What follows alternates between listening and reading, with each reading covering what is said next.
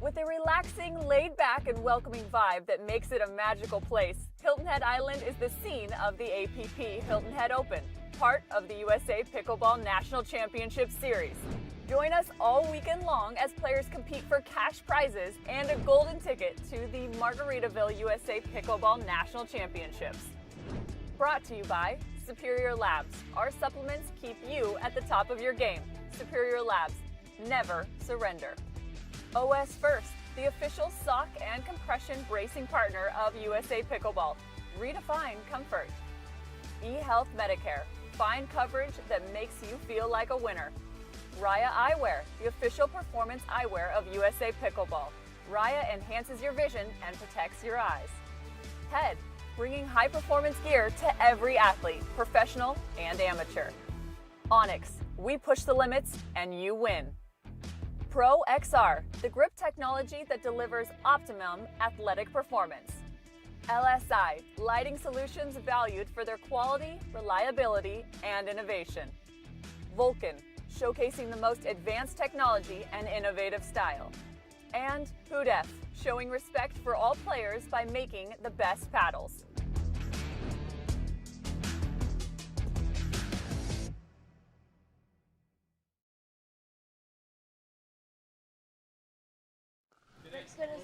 Good morning, everyone, and welcome to Day 3 coverage, our final day here at the APP Tour Hilton Head Open. We got showman Rick Witskin and Paul Olin about to square off here in this semifinal match for Senior Pro Men's Singles. I am Lauren McLaughlin here on Championship Court number 2. We are streaming live on the USA Pickleball Facebook and YouTube pages, as well as for the fans. Thank you so much for joining us all weekend. It has been a fabulous weekend full of pickleball action. We kicked off Friday with our mixed doubles day. Yesterday was men's and women's doubles, and today, of course, rounds out our 3 days of coverage with singles. Singles Sunday, as we like to say. So we have some amazing pickleball in store for you today. We will be streaming here until about 2:30 or 3 p.m. Eastern Time. And as a reminder, we'll be going over to ESPN Plus for our medal matches to conclude our day today. Coverage will start at 3 p.m. Eastern. So 1 hour earlier than Friday and Saturday. So just keep that in mind if you are planning to join us over on ESPN Plus this evening. Chris Galan, our USA Pickleball certified referee, giving our players just a few more minutes of warm-up time here before they kick off game number 1.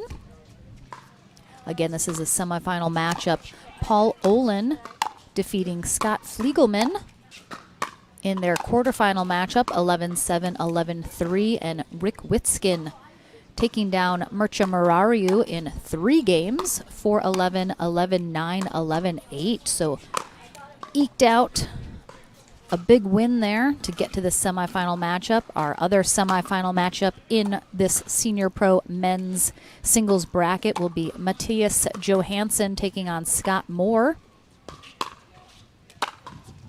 So winner of this match heads to the winner bracket final, which means they have secured their place on the medal stand here today.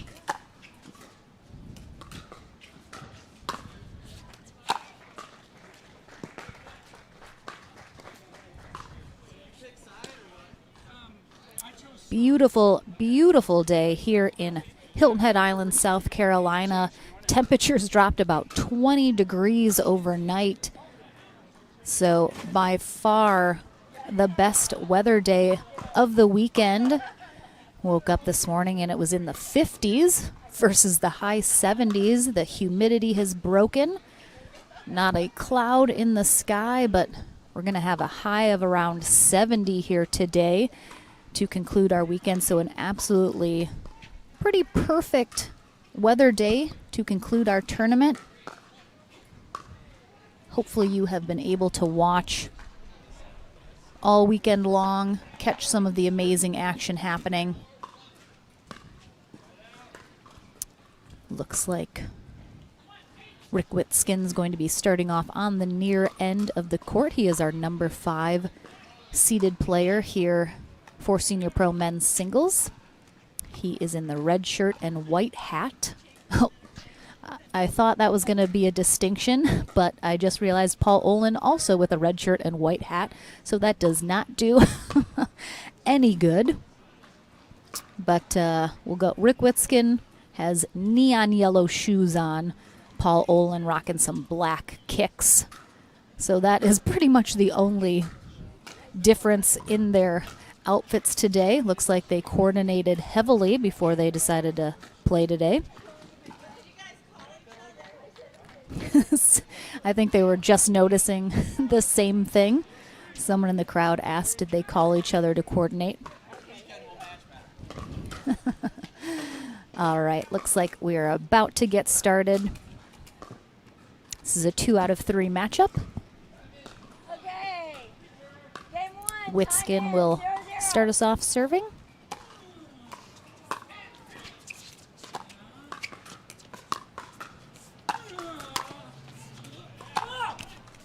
Side out. Paul Olin, our number 1 seeded player here today. Behind me, looks like Zane Navertil has just defeated AJ Kohler in their match on Championship Court 1.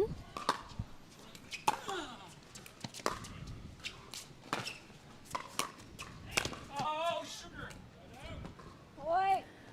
Olin making Witskin run early here in game 1. Moving him all over the court.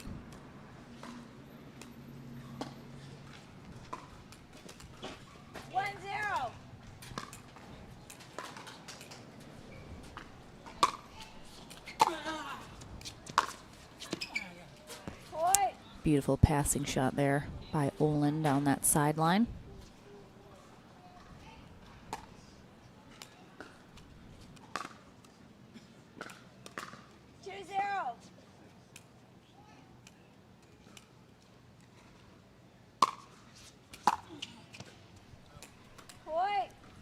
Quick point there from Olin with a serve return long from Witskin. 3-0.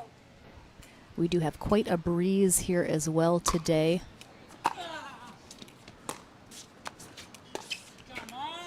Boy. Olin gets a little net cord love.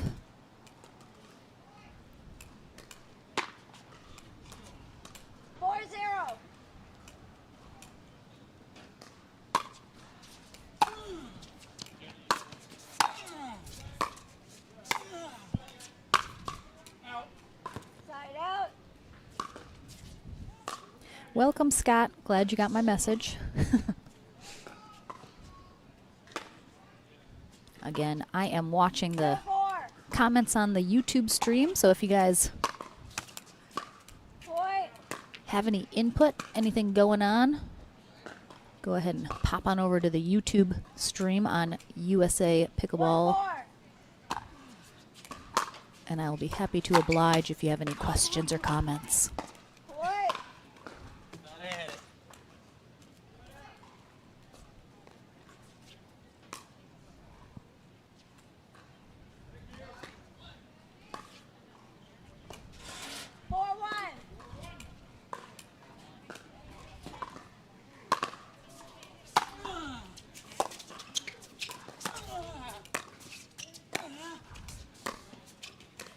Witskin with a little hand exchange with the paddle.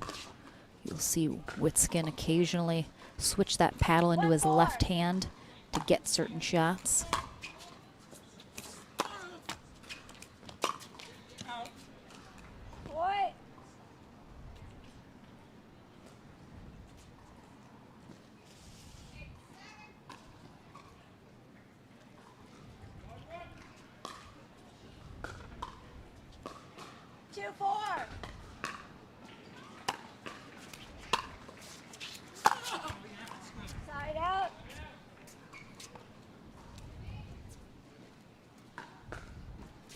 Rick Witskin, of course, very known for being very animated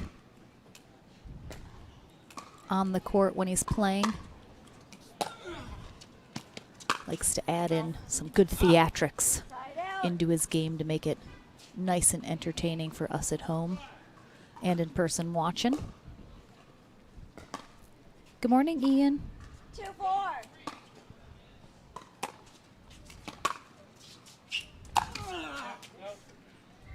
Side out. I always am just slightly worried Witskin's going to pull something one of these days with his theatrics, but I'm pretty sure they're here to stay. Oh, there's that Point. switch of the hands there. Tried to get that last ball with his left hand. Witskin, of course, comes from a very heavy tennis background.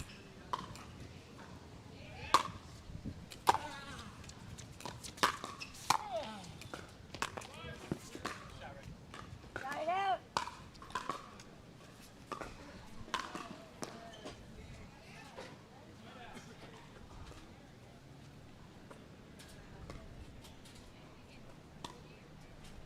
Two five.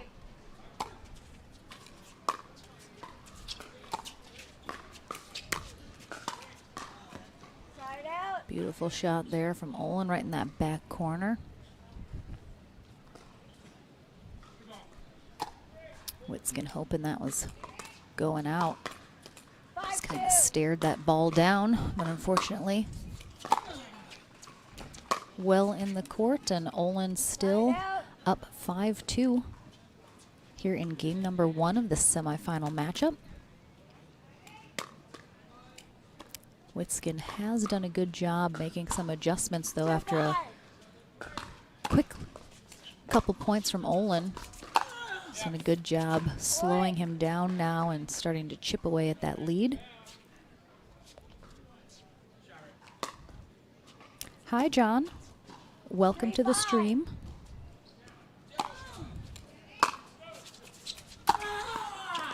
Oh, what a beautiful Point. two-handed backhand down that sideline. 4-5. And now Witskin within 1. Oh, nice pickup. Side out. 5-4.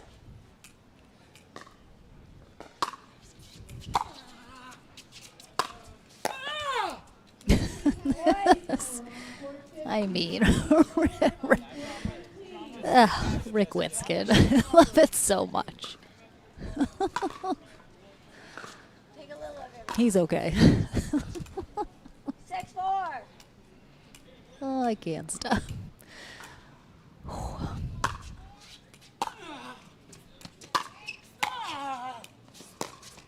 Oh,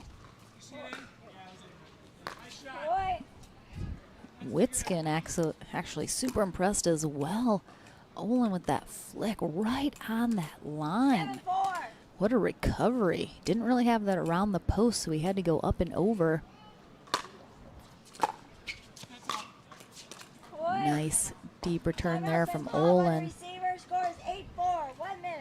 And we have a timeout here from Rick Witskin, as Olin has now rolled again and extended that lead back to 4, up 8-4 here in game 1. This timeout brought to you by Jigsaw Health. Hello, MJD. Welcome to the chat. Only the coolest people are here, so you're in good company. Thank you so much, everyone, for joining, whether it's on Facebook, YouTube, or for the fans. This is our first streamed match of the day. It's a Senior Pro men's singles semifinal matchup between Rick Witskin and Paul Olin. I am Lauren McLaughlin here on Championship Court number 2. I'll be here all morning and early afternoon. We'll be streaming until around 2:30 or 3 p.m. Eastern Time. all singles today to conclude our tournament here on Hilton Head Island, South Carolina. It's been an absolutely fabulous time here at the Palmetto Dunes Tennis and Pickleball Center.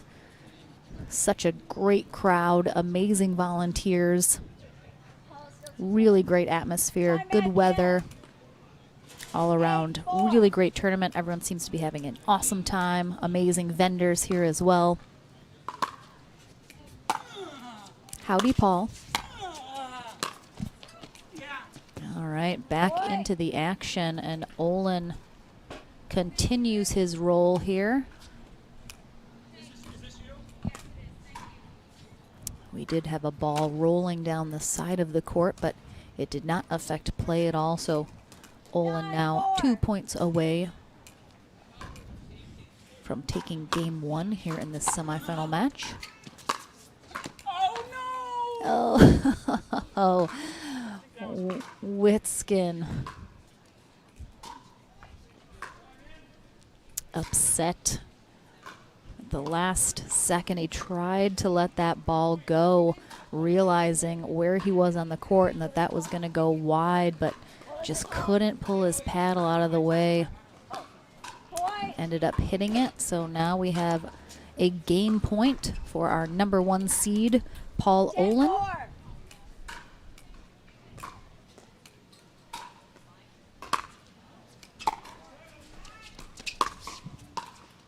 And a gorgeous passing shot down the line will get the job done. 11-4 going to Paul Olin here in game one of the semifinal matchup. We'll take a short break, but don't go anywhere. Game two when we return.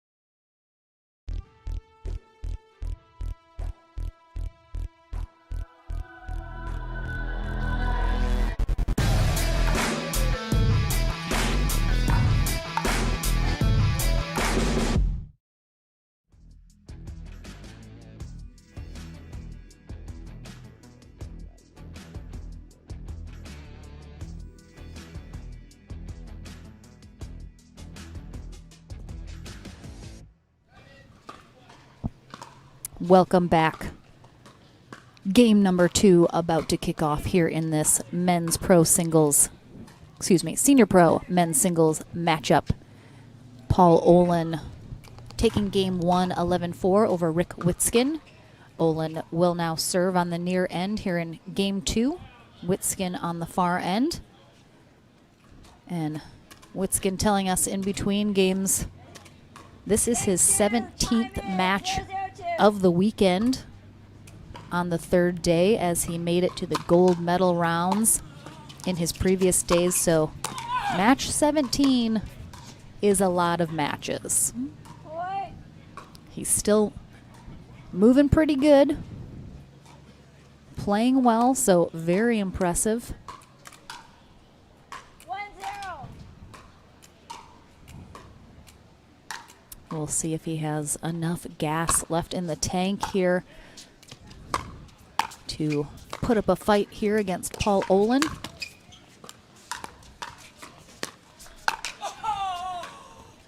Witskin switching that paddle to his left hand, but can't quite get over the ball like he wanted to.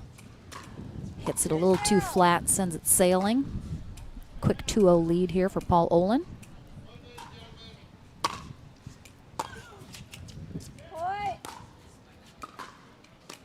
Unfortunately, unforced errors like a serve return into the net. It's just going to allow Paul Olin to quickly rack up some points and make it all that more difficult to come back. So Witskin definitely needing to cut down those errors. See if he can somehow 0-3. make the adjustments needed. Side out.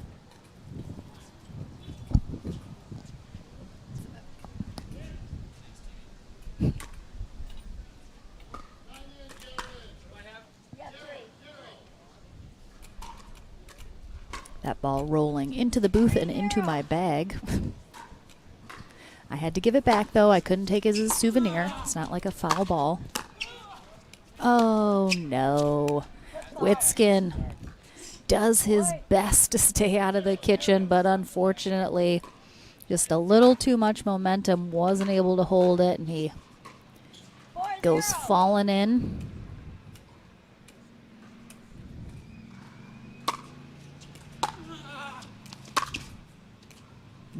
Beautiful cross-court passing shot there from Olin.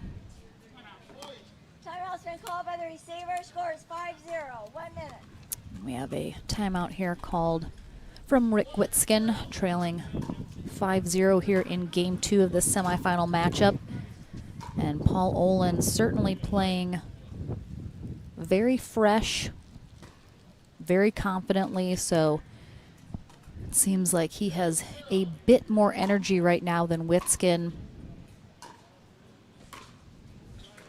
And sometimes on very long days, especially in locations that are very hot and humid, that can really take a lot out of a player, more than if you were, of course, in a cooler environment.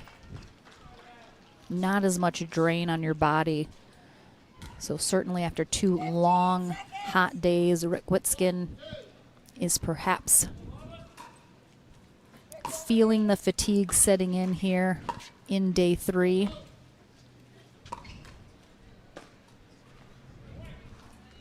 Luckily today, much cooler of a day, so a little easier for these players. But back in from the timeout, let's see if Olin continues racking up some points here in Game 2. Boy. Witskin with that trademark pirouette. He almost stopped as if the point was over. 6-0. Seemed a little unprepared for that next shot from Olin.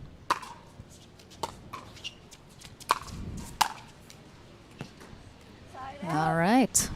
Little life left in Rick Witskin after all, after a nice put away there.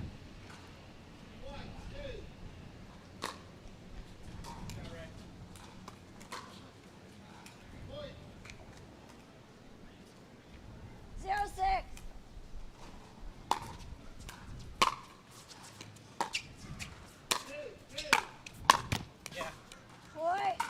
Good shot.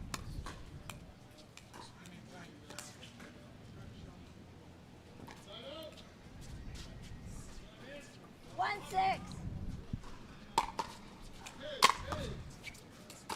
Oh, and a serve return long from Olin. Quick 2 points here for Rick Witskin.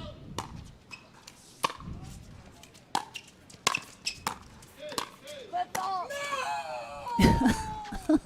Oh, Side out. oh, another. Do you feel like you're in that ball? I just asked them if that was a boy or a girl you just had. These guys have too much fun out here, I'll tell you what. But you got big feet.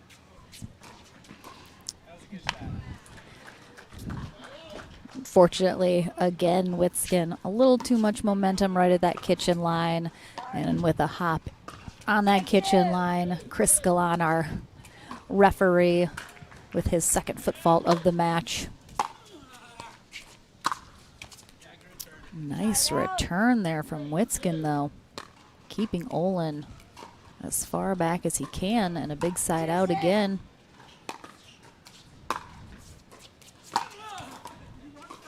Side out.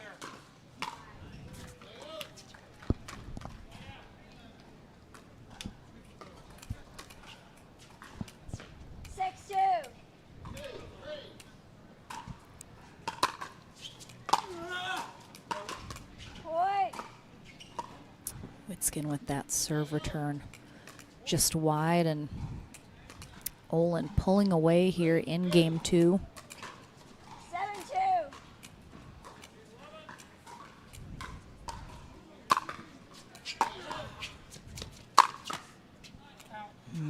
Little net cord there from Olin, but a little too much heat on that ball, sends it long. 2-7.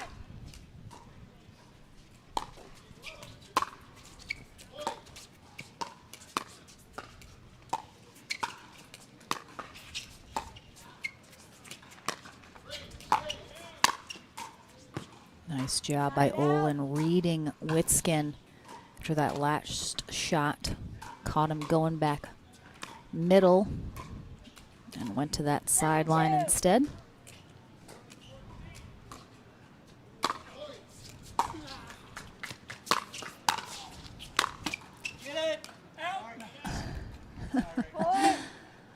Another little pirouette from Witskin there, and Olin with another net cord, but this one stays in after Olin wills it to.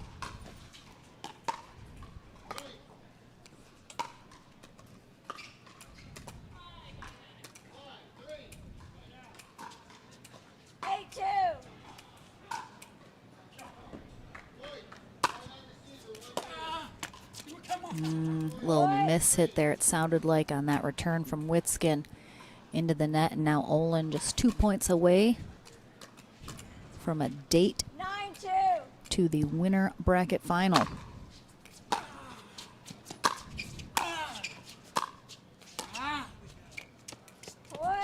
That date will be with either Scott Moore or Matthias Johansson, who are squaring off 2 courts behind me in their semifinal matchup. And this is match point here for Paul Olin. And a gorgeous little one-handed backhand down the line gets the job done. 11-4, 11-2. He will head to the winner bracket final while Witskin drops to our consolation bracket match. Don't go anywhere. I'll chat with Mr. Olin when we return. And then coming up next, we'll have Zane Navertil versus Dylan Frazier. So don't go anywhere. 11-4, 11-2.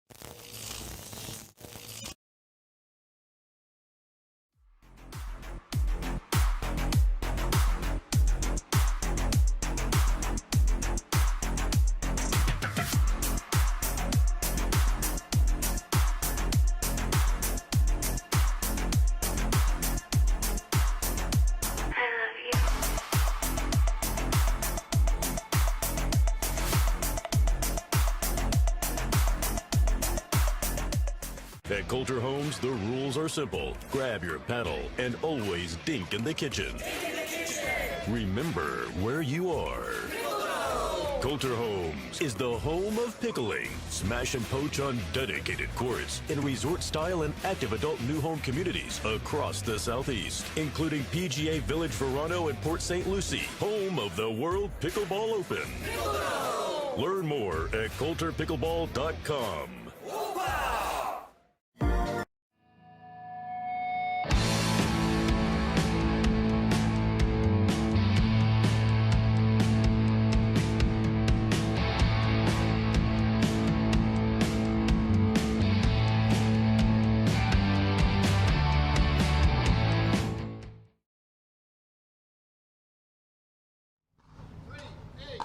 Welcome back, everyone. Lauren McLaughlin here with our winner in the semifinals, Paul Olin, headed to the winner bracket final. Congratulations. Thanks, So, of course, singles a much different animal than doubles.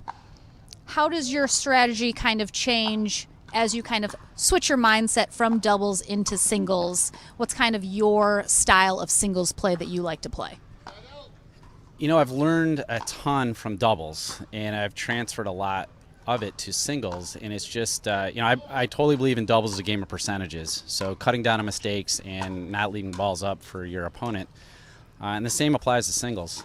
Just trying to keep the ball in play.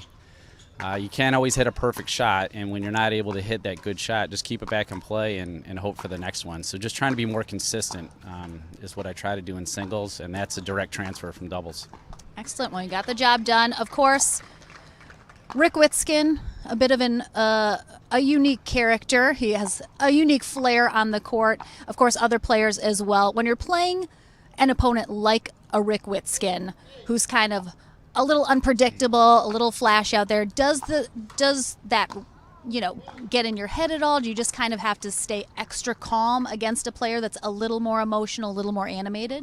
I just try to embrace it. I like Rick a lot as a person off the court and on the court, and he's entertaining. So I just try to look at it as he's entertaining, and I don't let that bother me, and just have fun with it. And we're good friends, so just it's just pickleball. It's not that big. You know what you get with Rick Witskin. Yeah, and it's fun, and he gets what he gets from me. So it's all good. I love it. Well, congrats again, Paul. Thanks, You're headed to the winter bracket final, taking on either Scott Moore or Matthias Johansson. I think they're still battling it out over there. Hopefully So that will be coming up. So you're like, give me a break. I need a minute. So congrats again. We'll take a short break, and we'll be right back with Zane Nevertil versus Dylan Frazier. Thanks, guys.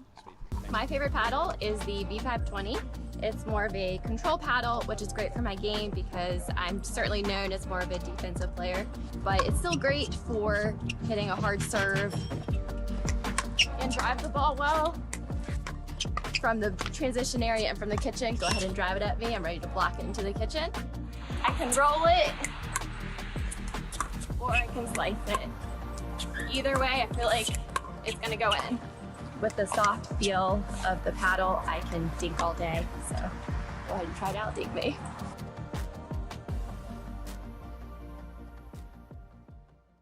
If you like to dink, then Pickleball Magazine has what you're looking for. Our bi-monthly print publication will help you become a better player with instructional tips, drills, and articles from the top teaching pros in the sport. And you'll become a healthier, stronger player with psychological, nutritional, and wellness advice from experts in their fields. Finally, if it's product reviews or the latest news, we have that too. To learn more or to subscribe today, go to pickleballmagazine.com.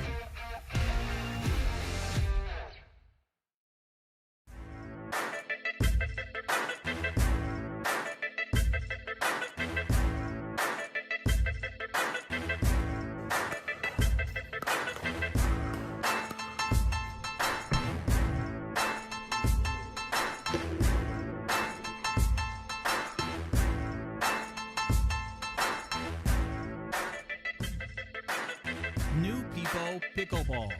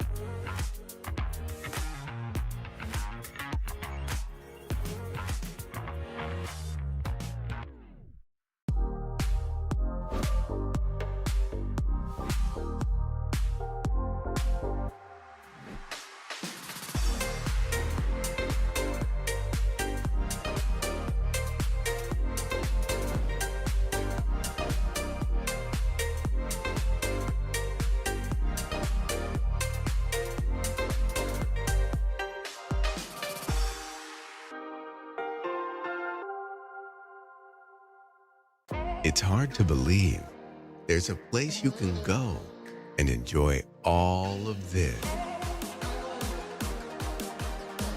while you're also doing this. With 24 dedicated courts, come to Palmetto Dunes Resort and put pickleball at the center of your next vacation.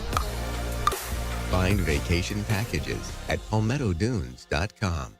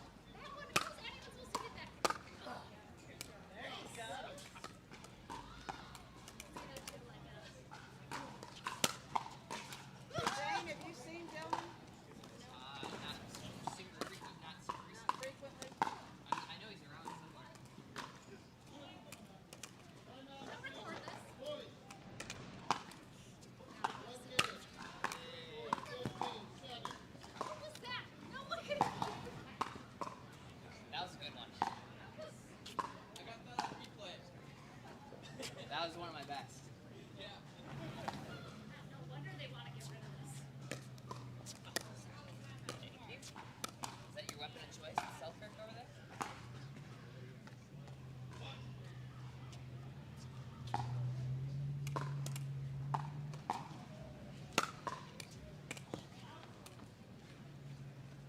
I got a paddle on it though.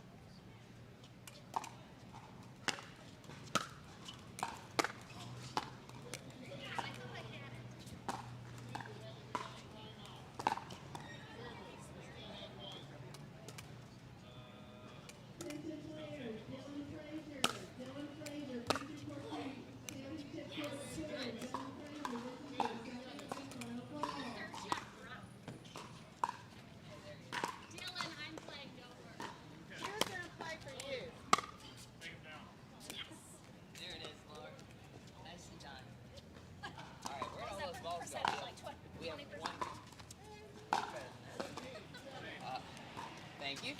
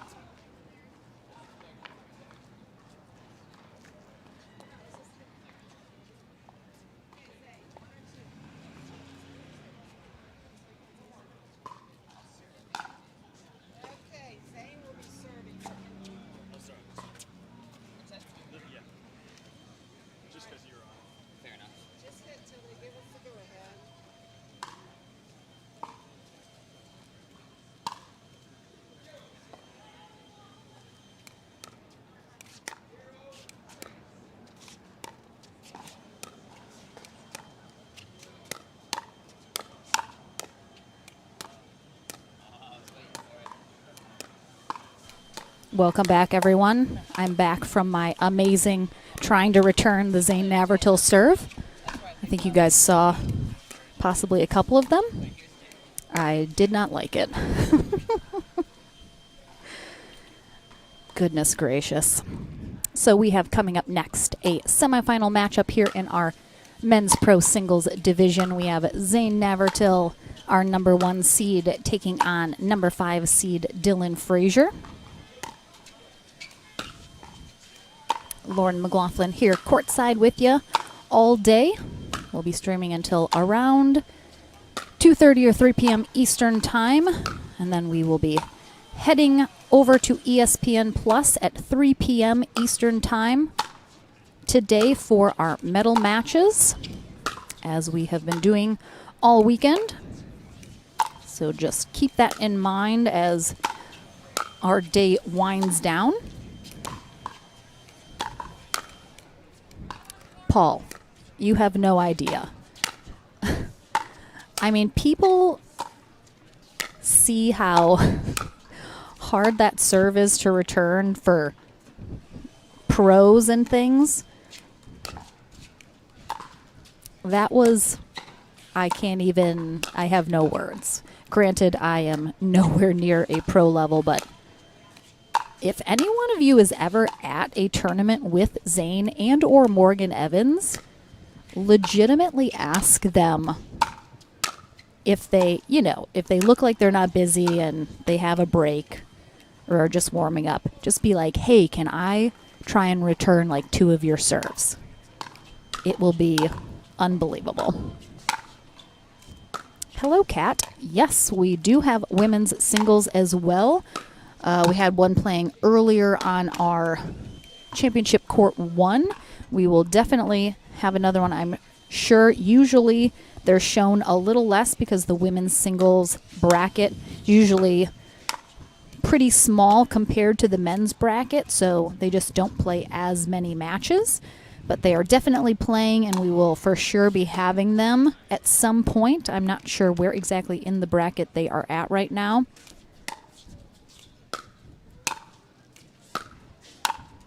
As we have our 2 men's semifinal matches about to kick off. Looks like on championship court number 1, we're going to have J.W. Johnson taking on Jocelyn de Villiers in our other semifinal match. Melissa Ownsby is our USA Pickleball certified referee for this matchup. Dylan Frazier making a big name for himself this last year. Has an extremely supportive pickleball community and family in Missouri, where he is from.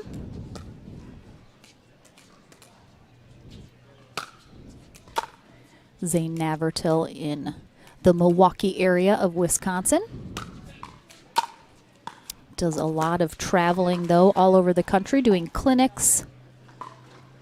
So definitely check him out on social media or hit him up if you are wondering if he will potentially be in your area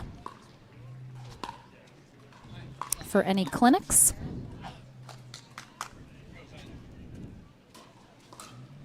And it looks like we are about to be underway. Dylan Frazier will be starting off game 1 here in the near end in the white shirt. Zane Navertil will be serving first on the far end in the dark gray shirt.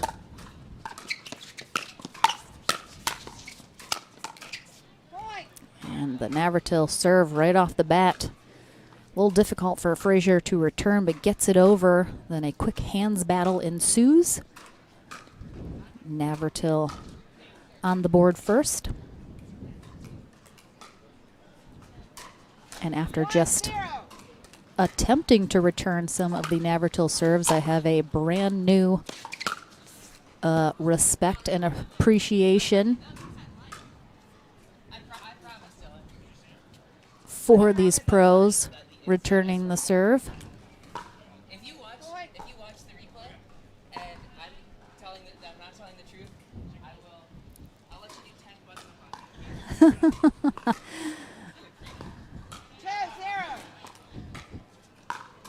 Navertil making a wager with Frazier that if that ball was not in after he goes back and watches the replay.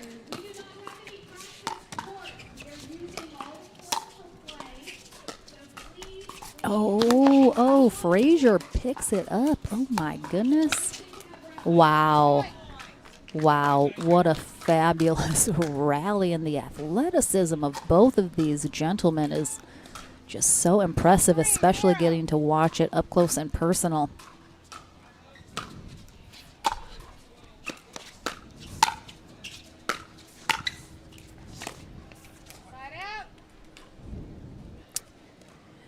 Navertil and Frazier had a bit of an infamous matchup at the Chicago Open, where Frazier won game 1, and then Navratil came back from being down 10-0 in the second game to win not only that game but the next as well, also coming from behind. So, one of the best comebacks we've ever seen.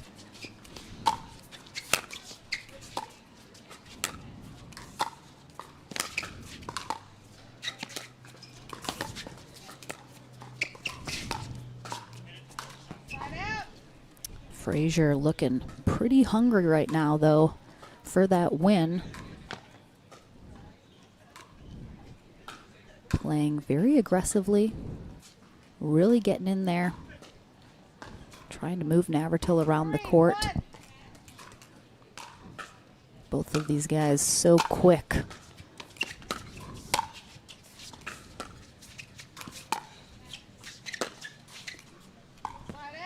Navratil goes for that two-handed backhand down the sideline. This one just wide, however.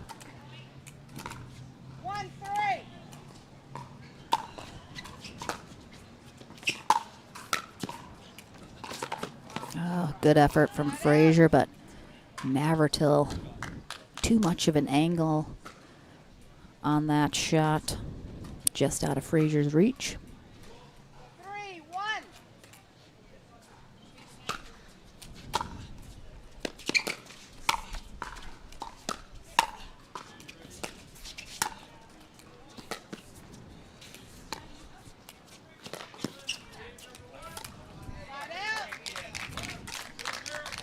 Frazier returns the favor.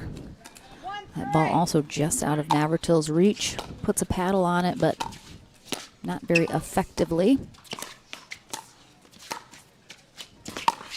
Oh my goodness.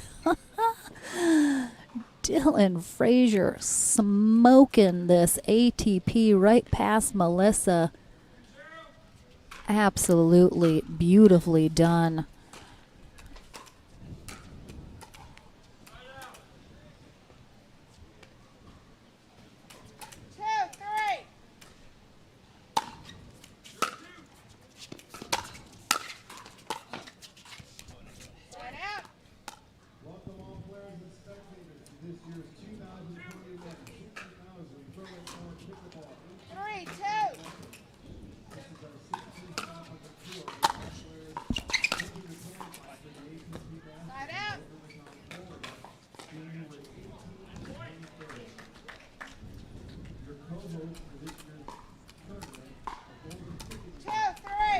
Frazier looking to tie it up here in game 1. And he does it with that absolutely beautiful passing shot down that sideline.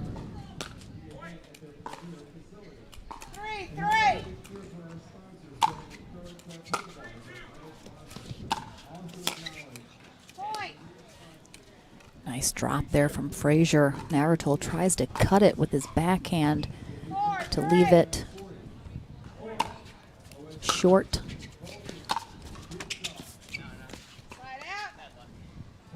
But into the net. Another net cord there from Frazier. This one pops wide.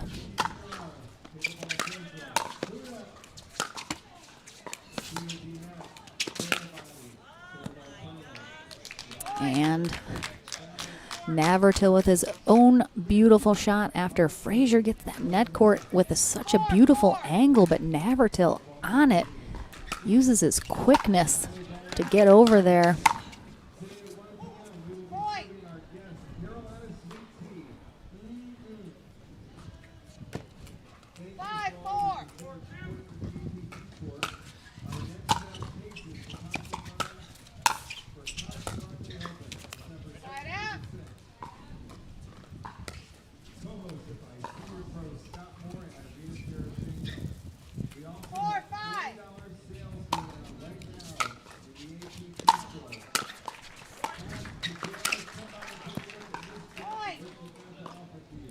Navratil with that backhand wrist flick shot. Not sure if he was trying to hit Frazier or at least go for his body, but sends that well long. Tied at 5s again. Looks like, unlike some of the other matchups between these two players, this game 1 could be neck and neck the whole time.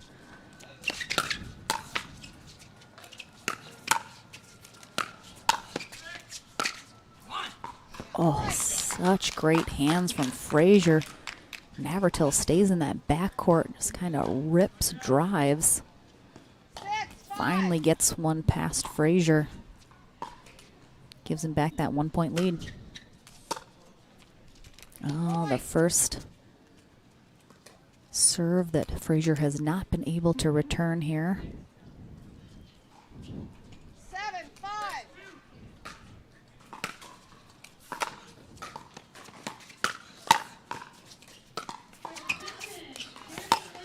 Wow.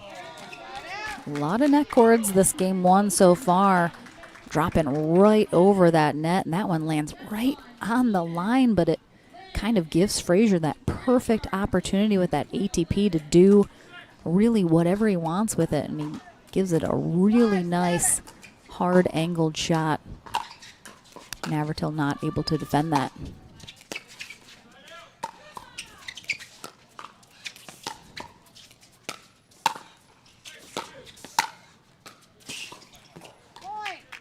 Really nice job by Frazier, moving Navratil side to side.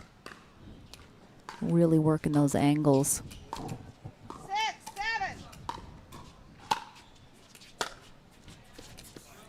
Point. And back tied up at 7s. 7-7.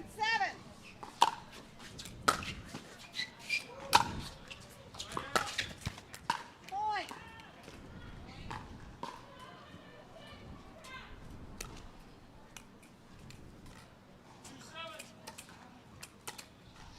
8-7. Side out. 7-8. We have 7. 7-8.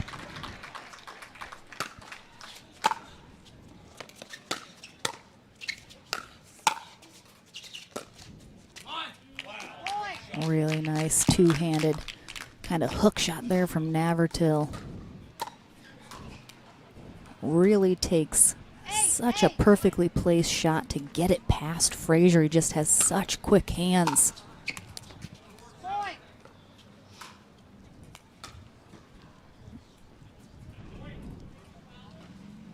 There is the second point there that Navratil has gotten off his serve.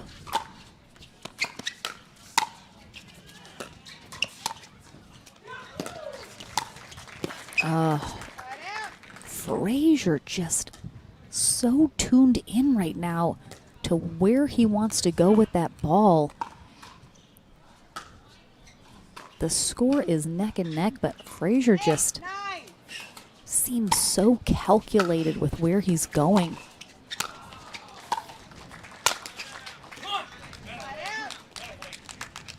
Big overhead there from Navratil. Hasn't been too many opportunities for those kind of shots in this match. Both these players just playing so well. Side out.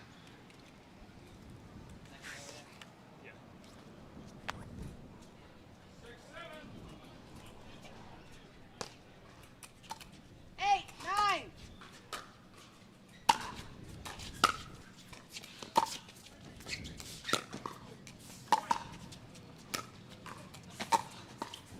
Navratil up at the net, in control, moving Frazier side to side. And you will see, especially in singles, Navratil sometimes a ball he could take out of the air from the kitchen line. He decides to take a big step back and let it bounce, and just kind of giving himself an opportunity to do a little bit more with that when he has a little more room to hit it.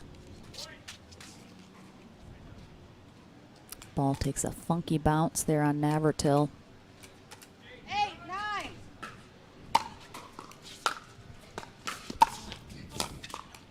Point. Beautiful drop there from Frazier. And back tied at nines.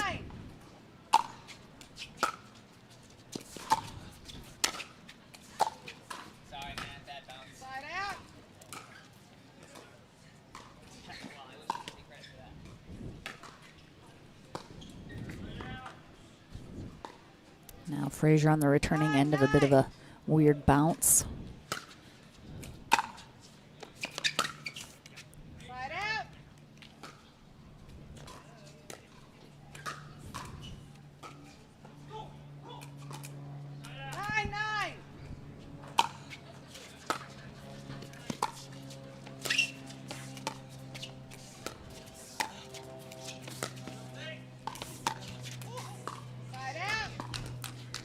Starting to see just a couple more errors creep into both of these players' games here as we're getting to the end of game one in the semifinal matchup. Both of them playing really tight in a good way so far this game one, but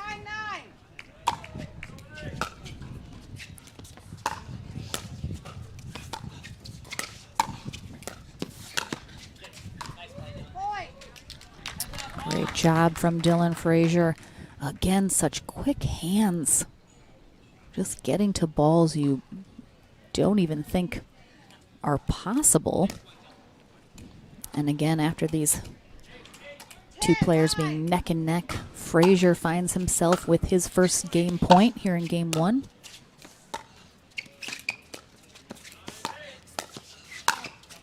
Navratil sets that last ball up just a little too high. He knows it. Good put away from Frazier. Takes game one 11-9.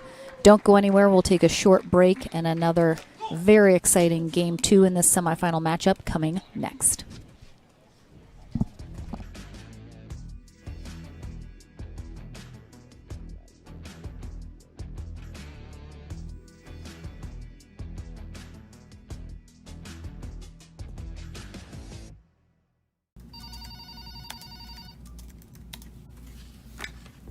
Thank you for calling Jigsaw Health. How can I help you? Yeah, you'd like to speak with Ben Johns. Let me get his extension for you. 002? Yeah, his extension is 002. Is it lunchtime yet? 15 seconds.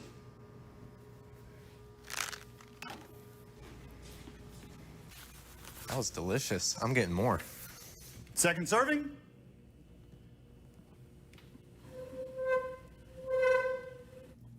Hey, Ron, package for you. Hey, Patrick, thanks. Appreciate that. Fault. Incorrect receiver.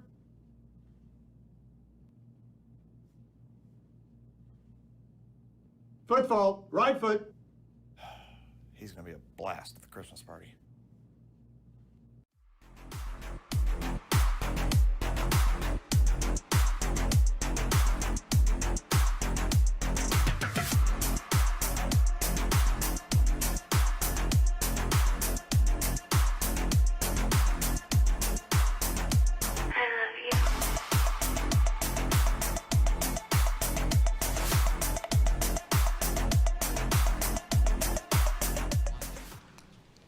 Back here on championship court number 2, we are kicking off game number 2 in our men's pro singles semifinal matchup.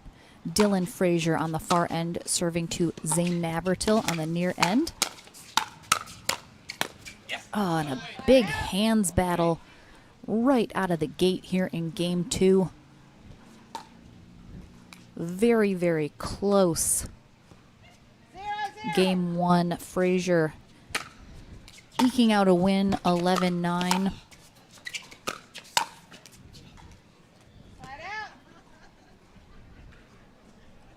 Navratil needing to win this game 2 to try to force that game 3.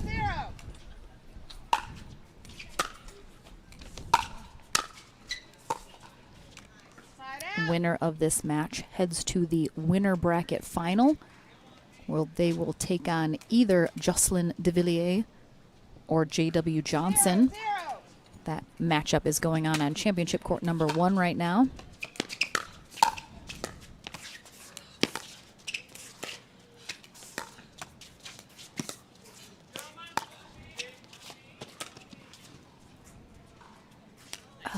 some nice cat and mouse there up at the net.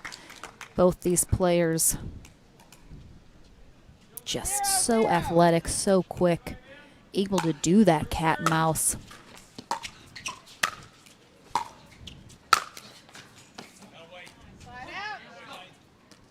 Big overhead there from Navratil. Almost sends that ball over the fence. 0-0.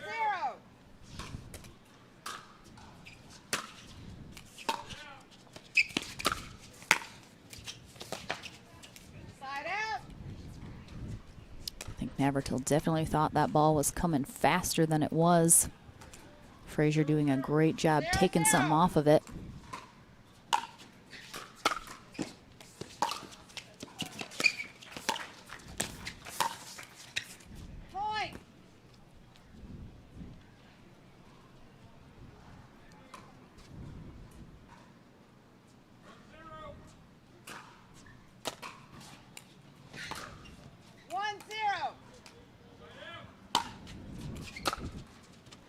Had some outrageous rallies already here in game 2, and score is still just 1-0. Ooh, little backhand slap there from Navratil.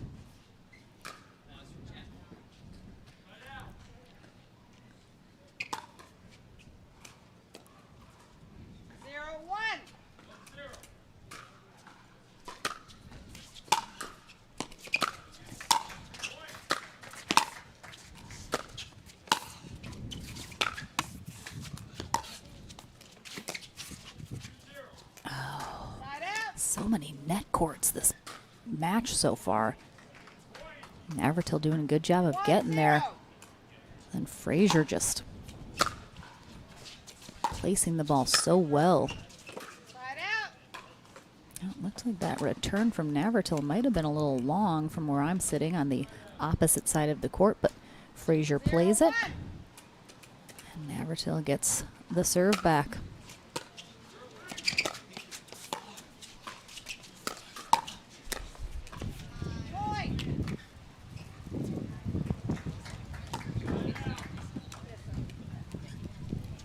Wind picking up a little bit here. Got a little tornado on court. 1-1.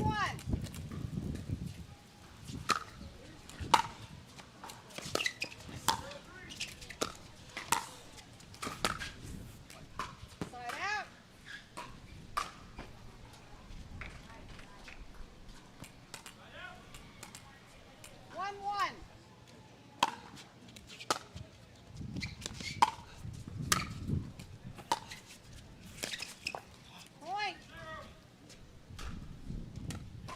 Navratil will miss it there as he tries to go cross court on Frazier.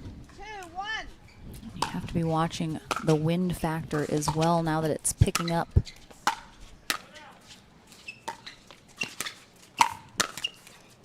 Point.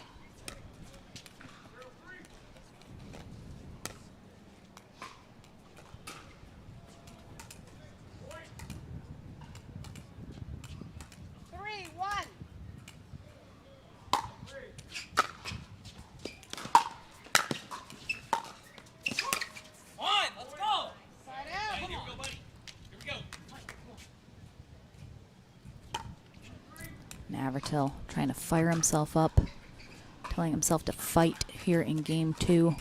1-3.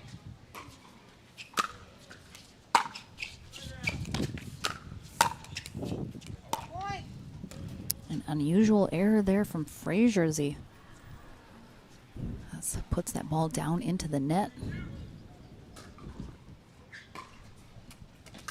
2-3.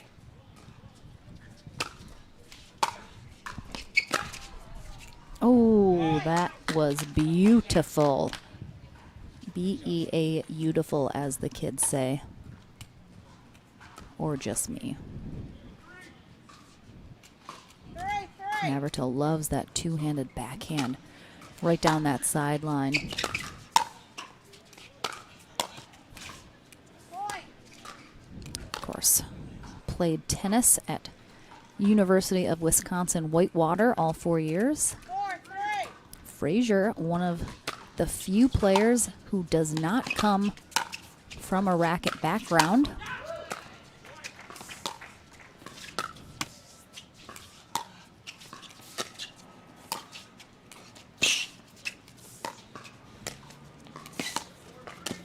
I mean, look at these guys. It's amazing that they even get to half the balls they get to. Frazier does a really nice job just kind of taking the pace off that last ball, knowing Navratil's scrambling to get back. Oh, what a gorgeous drop from Frazier.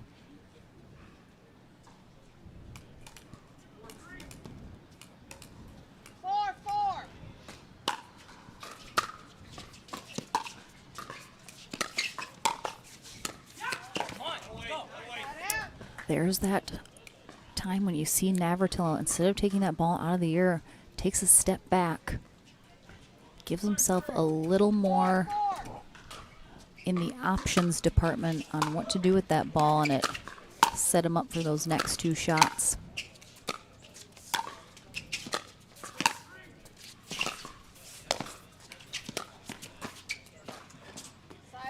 Just wide. After all that effort. Very frustrating, but Navratil's done a good job of getting back into this game too after Frazier pulled out ahead early. And now we are back to the same scenario that we had in game one, where both of these players just kind of neck and neck as they inched their way up the scoreboard together. Frazier finally coming out on top in game one.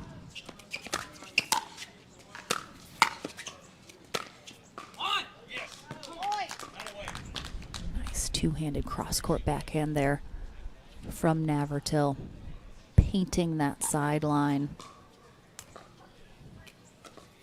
And again, you see how much effort and how many balls it takes to get a ball past Frazier. Such quick hands, seems to be everywhere all at once.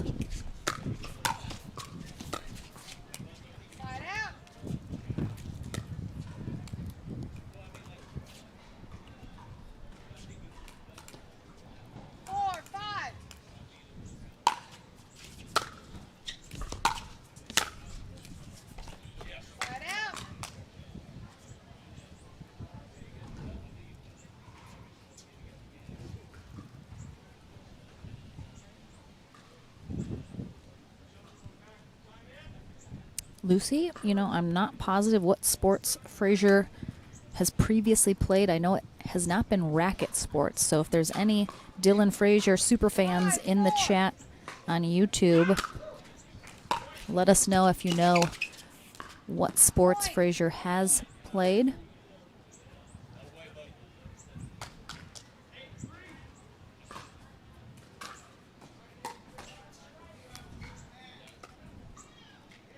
I feel like he used to play soccer. I'll confirm that with him if I can, but he looks like soccer. Ooh, Diane says baseball, as does Chasing Dill. Ooh, baseball and basketball. There you go. I knew I had some super fans in the chat. Thank you, guys. So there you go. Baseball and basketball is Dylan Frazier's sports background.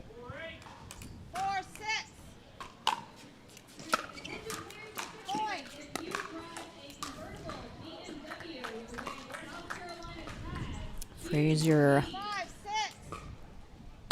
chasing Navratil now, again looking to tie it up. And he does. A big-time bowler, too. I hope that that is 100% true, because that's amazing.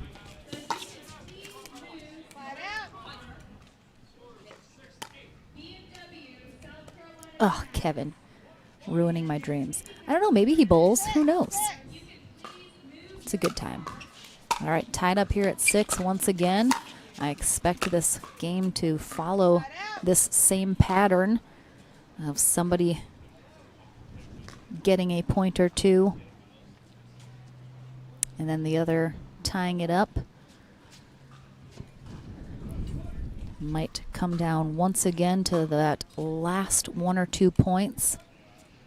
And who can be the one to pull ahead at that final moment?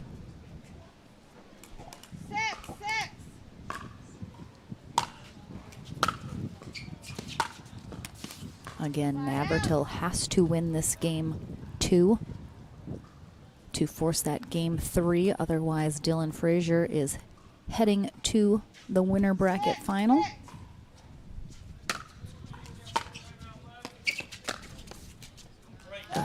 Gorgeous.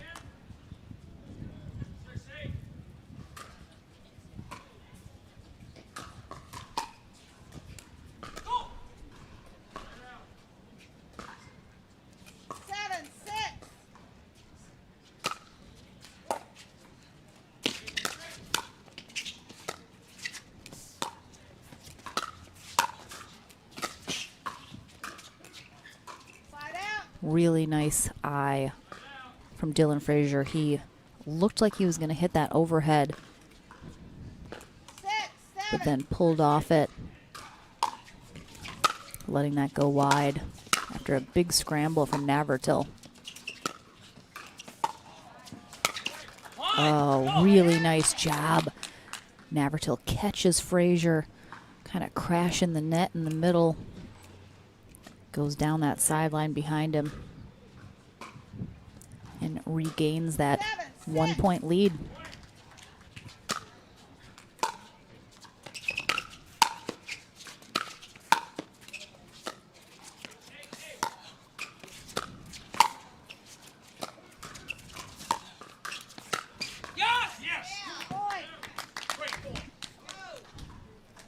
This is just...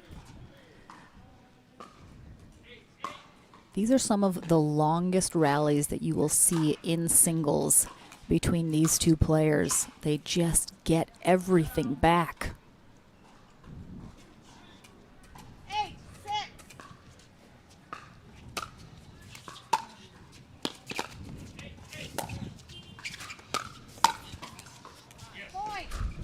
Navratil up by 3. The biggest lead either of these players have had all match. And Dylan Frazier wisely takes a timeout here. Sponsored, of course, by Jigsaw Health. I honestly don't think there's really any adjustments to be made from Frazier. He's playing amazing. I think it's just sort of cutting down on just those couple of errors that he's made, these last couple exchanges, and he wants to kind of cool off Navratil here, who's gone on a bit of a run. 15 seconds. Okay, the receiver has 1 timeout remaining. The server still has 2 timeouts. Time in. 9-6.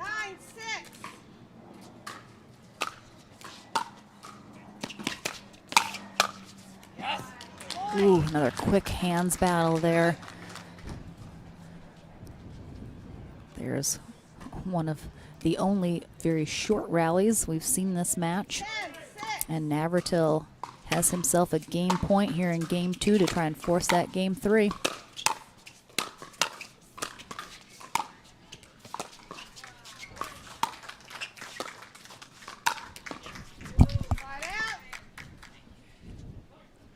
Really nice job from Frazier there.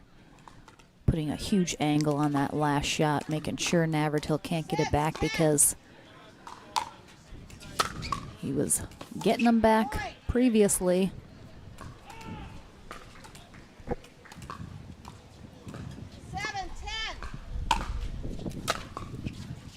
Wind gusting here. There's another one of those passing shots down that sideline that Navratil loves with that two-handed backhand. He's just so good at it. And his second game point opportunity here. 10-7. Point. And the serve gets the job done. We're going to a game 3. I would expect nothing less between these two players. So don't go anywhere. A short commercial break coming at you, and then game 3 and the conclusion of this men's singles semifinal matchup right after this.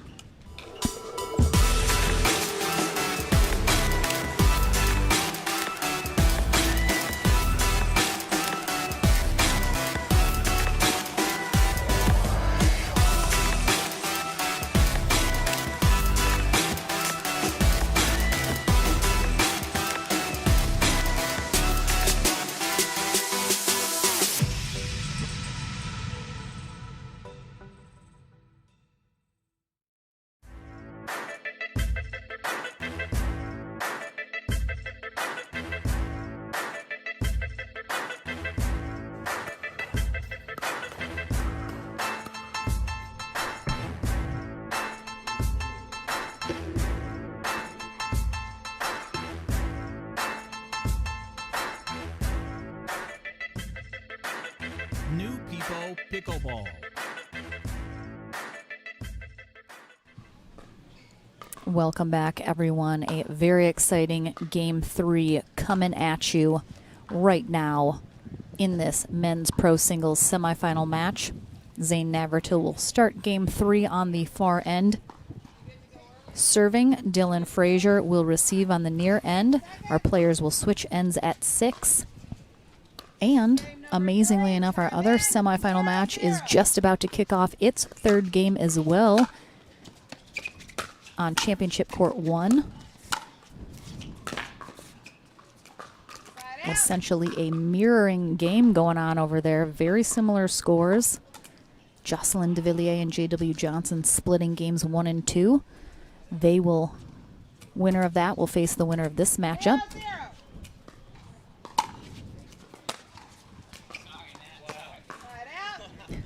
Navratil actually apologizing for this return. I mean, pretty beautiful return if you ask me, but I think he mishit it, which is what the apology was for.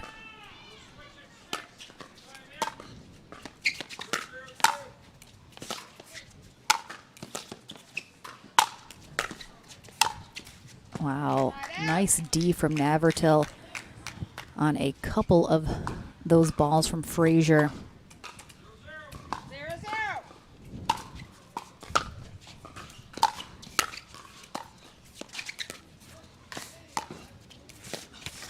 The angles from Dylan Frazier. He just puts so much pace and angle on some of those shots at the kitchen line.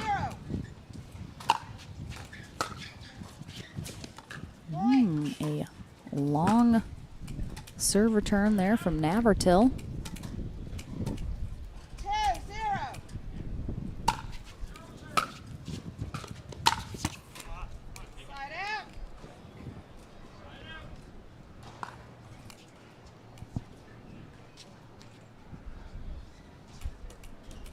2-0.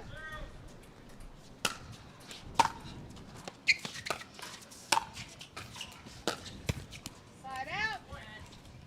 0-2. Navratil going for that shot he loves. This time a little too low into the net.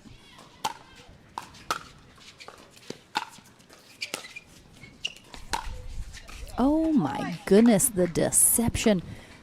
Dylan Frazier waited until just the absolute last second and then whips that ball right past Navratil. You could tell Navratil didn't even know what happened.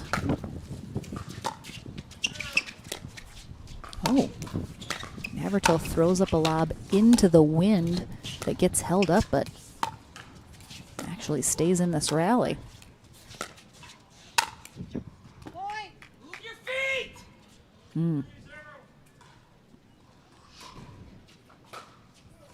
Navratil not feeling great about that. Frazier with what equates to a huge lead here in game 3. only up by 4, which in pickleball terms, usually not very much, but considering these these guys have been neck and neck this entire matchup, this is a big lead here for Dylan Frazier in Game 3.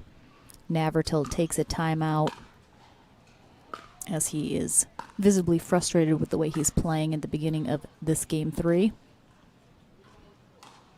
This timeout brought to you by Jigsaw Health. I think Navratil just kind of taking a minute to collect himself, kind of shake himself out of this funk he is feeling at the beginning of this Game 3. Get back to the game he's been playing this whole match, which is why the score has been so close in Games 1 and 2. Frazier rearing and ready to go, though. Looking to keep this run going.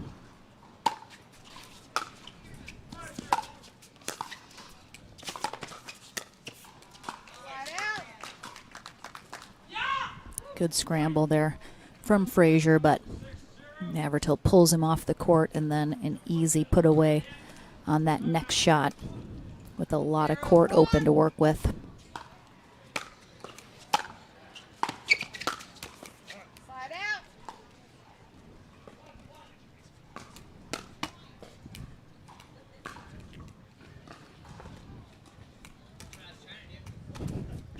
That was an accident.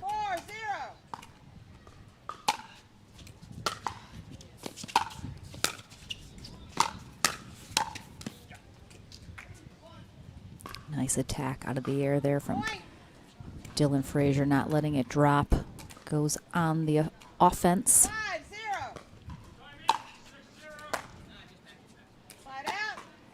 Just long on that serve.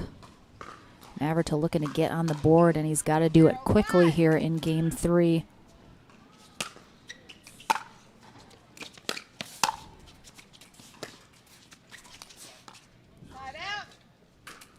Navratil lets that ball drop in the backcourt because I think he thought it was possibly going out. It didn't. Then didn't set him up very well for that next ball. And Frazier in the driver's seat, foot on the gas here in Game 3. Gets to 6, which means our players will switch ends here in Game 3. Navratil will conclude this match on the far end. Frazier on the far end. And with wind being a factor here today, we'll see if perhaps that does make a difference for Navratil with this end change. A little bit different conditions, different wind to work with. 15 seconds.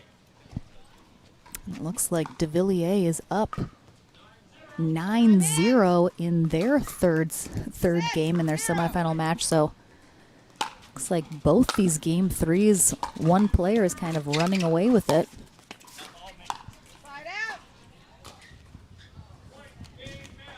And De Villiers shockingly takes Game 3 over J.W. Johnson 11-0.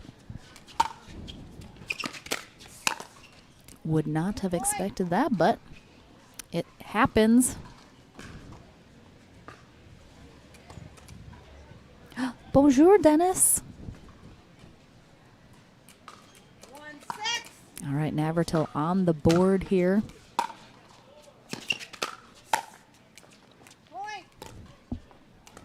Two quick points. Let's see if Navratil can use this. Gain a little momentum here. This is the end that he was on for Game 2, which he won.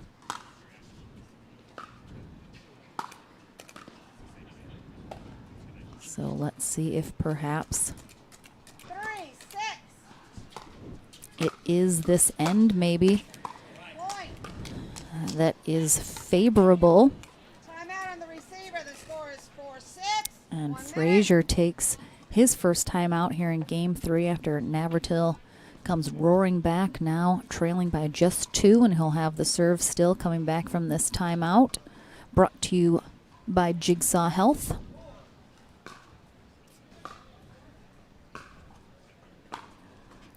As all of us pickleball players know, that momentum can shift at any moment.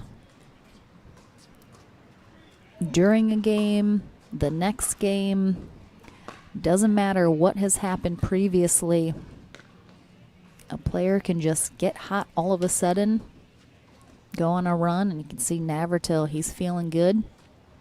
He's playing now how he wants to be playing. The receiver and server have 1 timeout remaining. Frazier has to be feeling a little bit of pressure here after a couple errors. Navratil hot on his heels here in Game 3.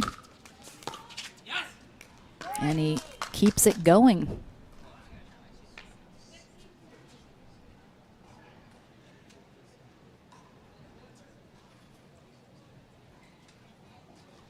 Get a little shoe tie happening here.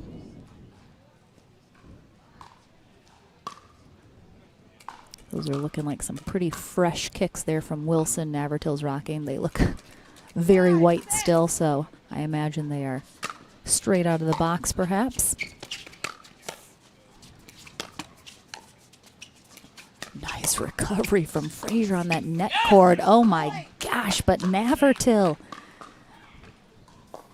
6-point run here, unanswered by Frazier, and we're tied up at 6s now.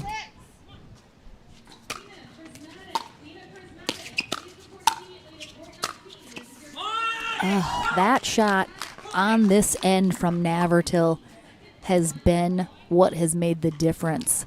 That two-handed backhand down the line, he's just gotten Frazier on it so many times in both Game 2 and now here in Game 3. And all of a sudden, he's up now.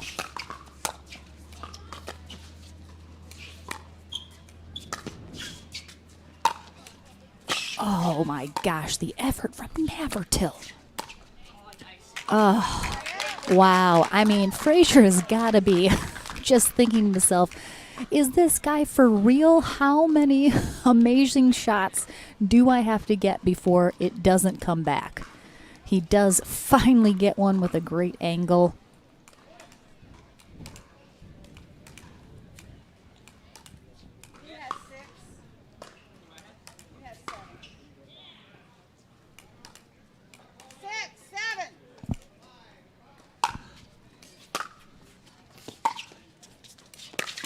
Oh, there's that time when Navratil takes a step back, give himself a little more opportunity. That one he just doesn't get under it quite enough to get up and over that net. And we're tied at 7s. Oh my goodness, gorgeous. First Ernie of the match here from Navratil. Sees that opportunity. Such a sharp angle.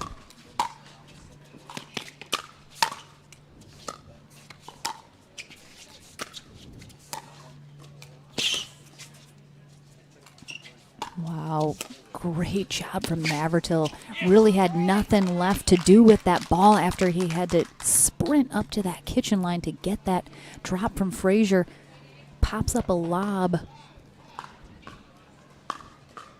Works perfectly, gets him in position.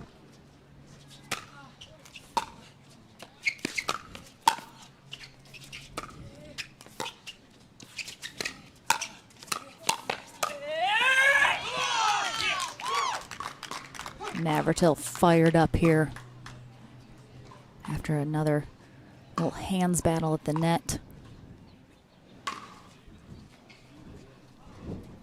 Coming into that end change down 6-0. Navratil, a renewed player here on this end. And he has been in the driver's seat ever since, and he has himself a match point.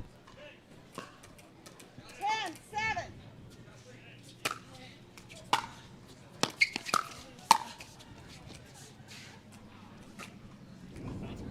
Point. I didn't see it though. Point. Game 11-7. Just wide on that final point.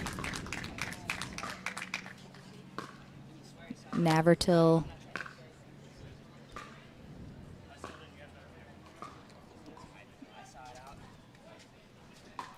our players actually discussing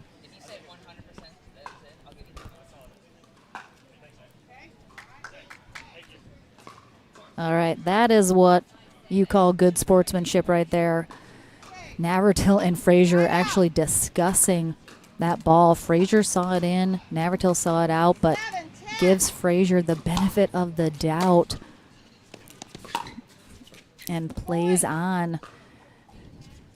That decision from Navratil could cost him the match if Frazier is able to come back here.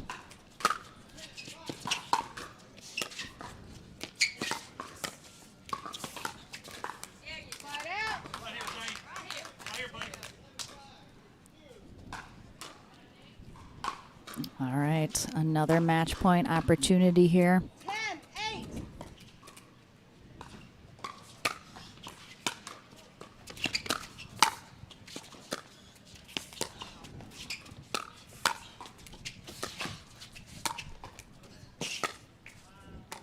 Another huge angle on that shot from Frazier.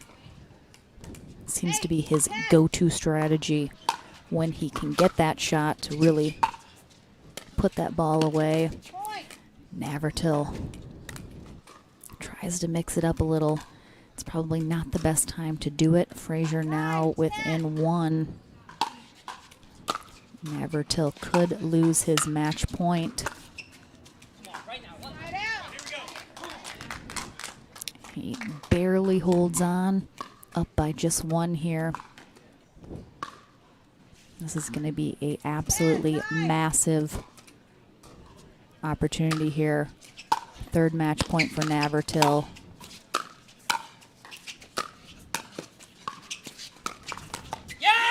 And he gets the job done decisively. But what a great match and great sportsmanship. You love to see it, but what an effort from Dylan Frazier. Look at those scores, 9-11, 11-7, 11-9. What a matchup. So Navratil heads to the winner bracket final. Frazier will drop down, but I don't think he's done yet. So stick around. We will be right back as I chat with Zane Navratil, and we'll have our next matchup right after that.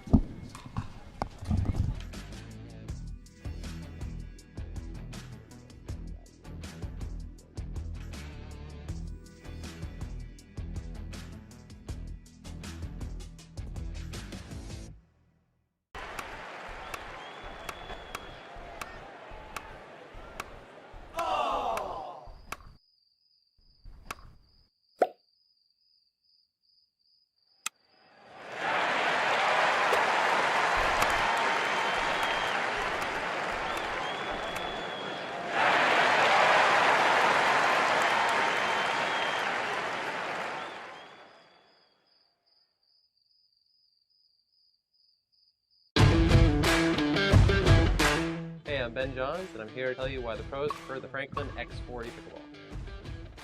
I really like the durability. It's pretty rare that I crack one of these. I really like the balance in the ball. I really love this ball because of the color. The visibility at any time during the day is always extremely easy to see, so I think it's not just for the players, it's also a great spectator ball. Welcome back, everyone. Lauren McLaughlin here with Zane Navratil, who squeaked out a win there in that semifinal match against Dylan Frazier. Again, we'll address it immediately. That call, it was your match essentially to win. You guys had a discussion about whether it was in or out. You gave Dylan the call back. You continued play. That could have cost you the match right there. But what's going through your mind as a player wanting to sort of make sure, you know, it gets done the right way? Yeah, well, I mean, So one of the cool parts of pro pickleball is that we all kind of travel around and we all play each other week to week basis, and you get to know who makes fair line calls and who doesn't. Like at the beginning of the game, at the beginning of the match, I hit a forehand over here that Dylan kind of was turning and he thought was out, but I was like, Dylan, that was good, and he's like, yeah, you know what, I'll give you the call. I didn't see it as well. At the end there, I saw the ball out, and Dylan appealed, and I know that Dylan doesn't appeal unless he really thinks. I think that was probably the only time of the entire match that he appealed. And so I told him, the referee didn't have a good look at it, and I said, Dylan, if you saw that in 100%, I'll give it to you. And he said, yeah, I saw it in. And so I trust him. I trust him more than I even trust me. So there are certain players that you'll do that for. There are certain players that you won't, and you know who those people are. And I have a ton of respect for Dylan. He respects me, and so I'm happy to give him that call if you saw it that way. Awesome, love it. And of course, Dylan Frater, you guys had sort of an epic battle at the Chicago Open. One of the biggest comebacks we saw. You have, again, are you getting tired of chasing this kid and having to come back? I hope he retires from singles at 20 or however old he is, 21. Yeah, well, I mean, it's a love-hate thing, I love having good battles like that. I love winning them. I hate losing them. But so fortunately, I've gotten his number first couple times we've played. But they're battles, that's for sure.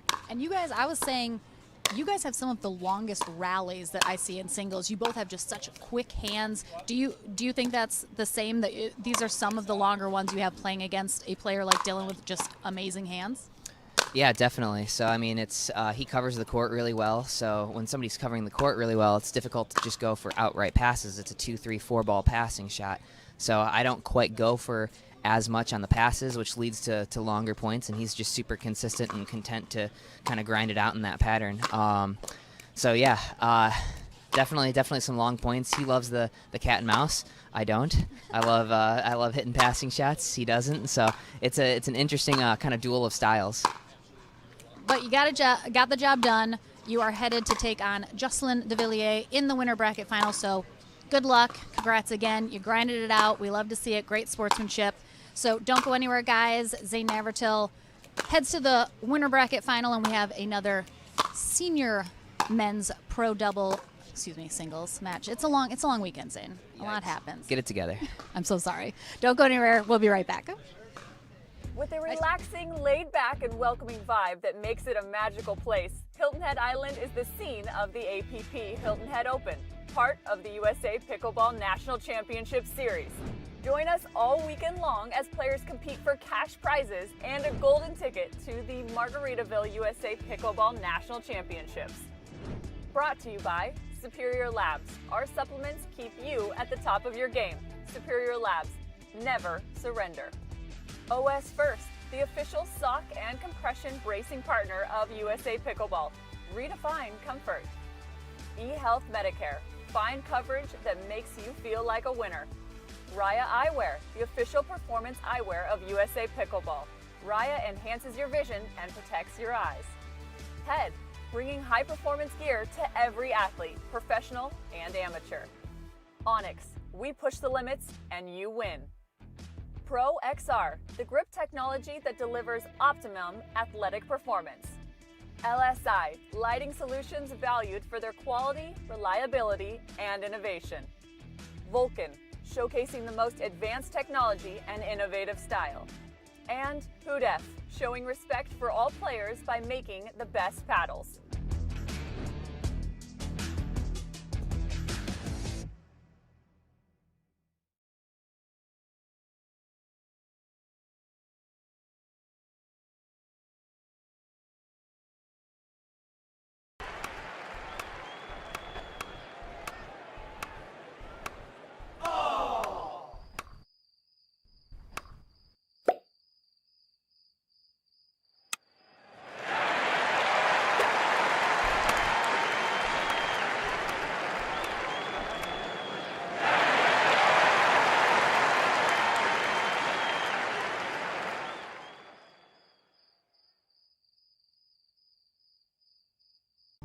Having a tough time getting better? Our 3-day Level Up Pickleball camps feature a low student pro ratio and offer personalised training from the best pros in the game. Level Up will take you full circle through the point building process by teaching proper stroke mechanics, positioning and winning game strategies. Each camper also receives a personalised before and after video, an instructional manual, product discounts and more. Discover how good you can be with Level Up Pickleball camps. Visit us today at leveluppickleballcamps.com. PPR is proud to be a partner with the APP Tour, which features 18 tournaments and more than $750,000 in prize money. Several PPR members play in APP tournaments throughout the year. Are you at least a 3.5 pickleball player? Then become certified to teach with PPR. Check out our website at www.pprpickleball.org. And as the saying goes, do what you love and you never have to work a day in your life. So give us a call at 843-842-9777. We look forward to hearing from you.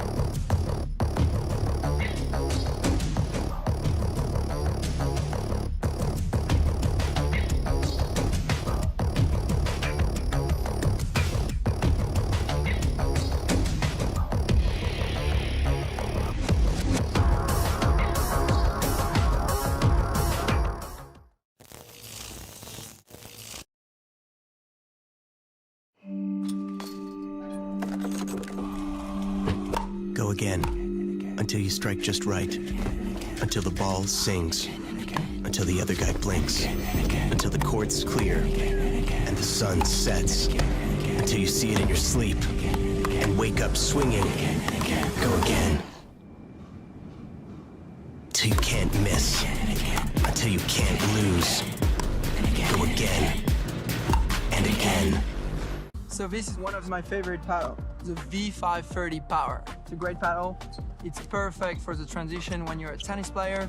One of the features that is so good about it is the fact that it's so close to a tennis racket in terms of shape. It's not circular, as you can see. It's more rectangular a bit. For me, it was a game changer for my serve, for just so much power generated because it's a bit heavier in the head.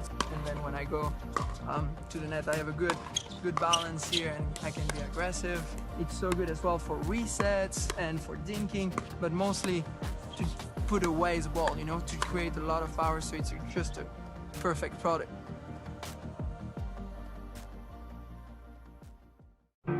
How did a blind man conquer Mount Everest? How did a kid who loved NASCAR, just know in his heart, one day he'd win the Brickyard and Daytona 500? How did an underdog, always counted out, take down the biggest name in the UFC? How? They all believed. They believed in themselves, and they believed that their dreams, their goals in life were more than just imaginable. They were possible. For those who believe in their dream of a new home, Guaranteed Rate is a mortgage lender with all the right tools, advice, and financing to make that dream a reality. Home office, backyard, more space, better view. Whatever you're striving for, you can make it happen. You can conquer that mountain. You can. If you believe, you will.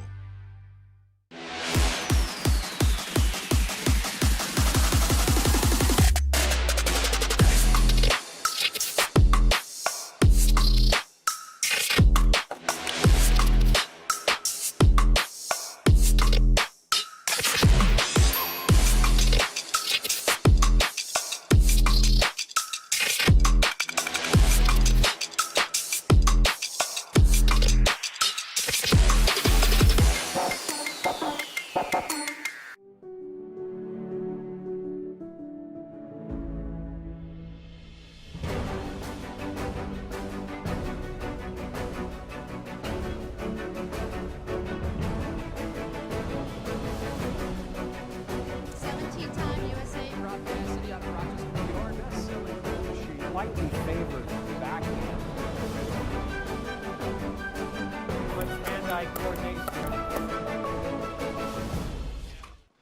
Back to the action here on championship court number 2. Lauren McLaughlin here. We have a senior pro men's singles winner bracket final. Paul Olin on the far end will start serving. Scott Moore receiving in the white.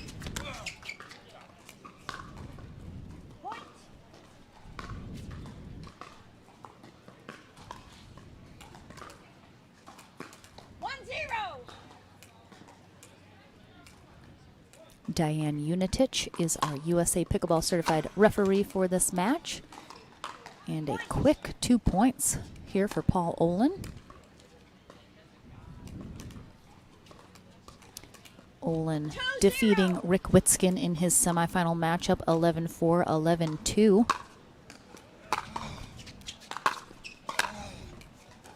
Scott Moore, a much closer semifinal matchup, but defeats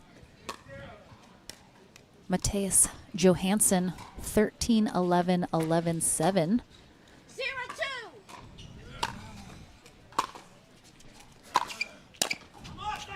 Winner of this match heads to the gold medal match. Loser will head to bronze.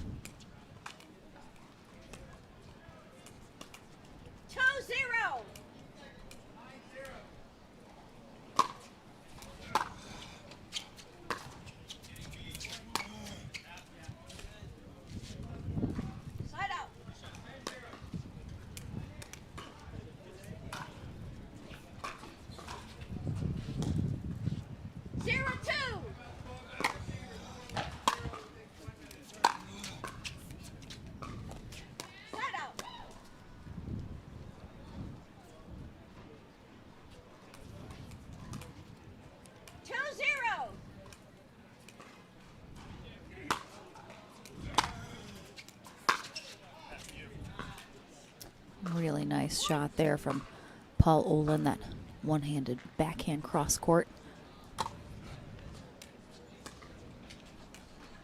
3-0.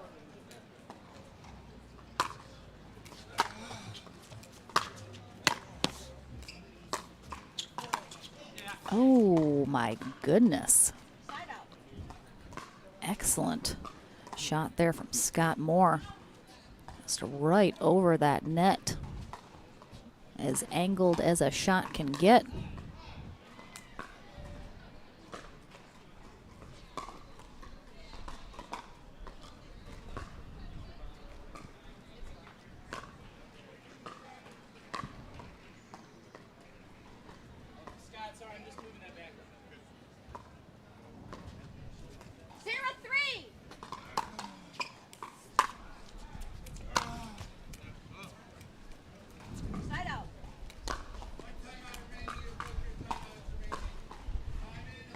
Again, Breeze picking up here on court. Kind of changing directions all the time.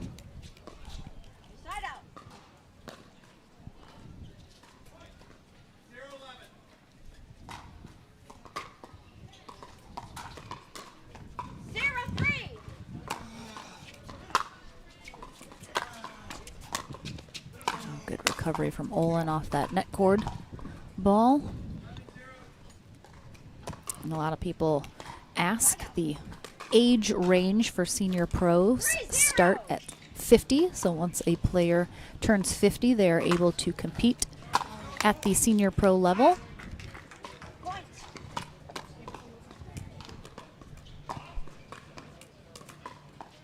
A lot of 50 to 52-year-old players in this division.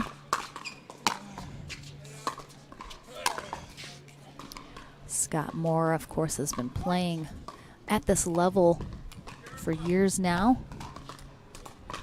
5-0. In his late 50s, one of the older players in this division. But he is hanging with them every step of the way, often making the podium.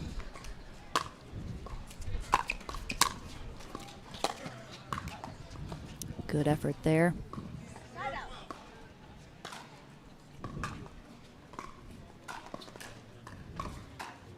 Olin playing very calm, very collected. So far in control here in game one.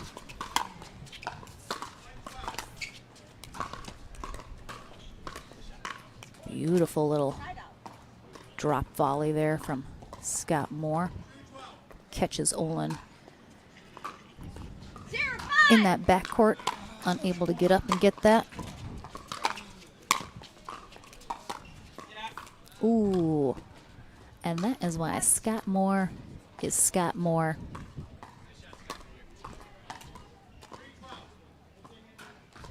Beautiful cross-court shot there. Gets him on the board.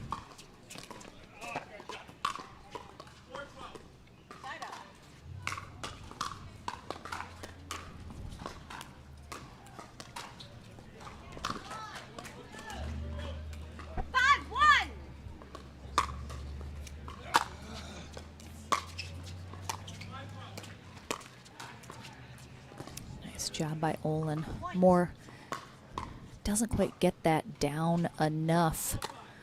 Gives Olin plenty of time to get to it and easily go backside on Moore.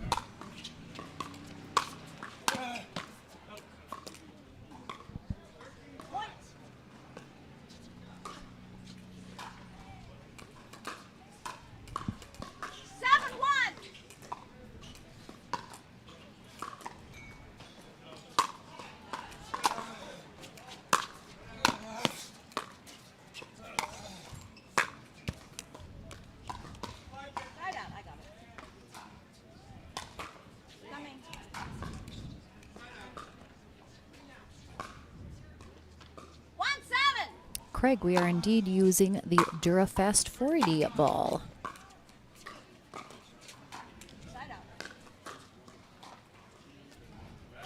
It's probably moving a little bit quicker today as our temperatures have dropped significantly.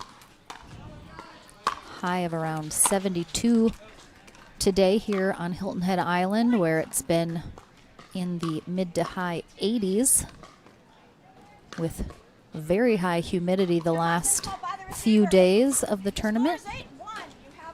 So absolutely perfect pickleball weather right now. A little bit of a breeze, but not too crazy. We have a timeout here called by Scott Moore. Timeout brought to you by Jigsaw Health. Olin pulling away a little bit here in game one. Just 3 points away from taking this game one and moving on to game two.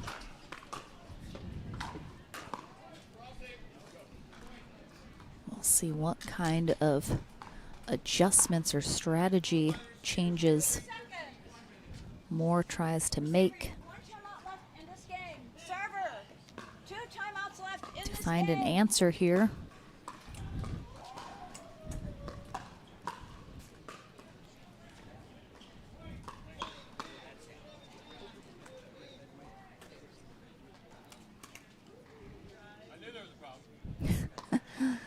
Scott Moore realized his shirt was inside out. So we're having a quick shirt adjustment. Olin, of course, says Moore is trying to intimidate him with his abs.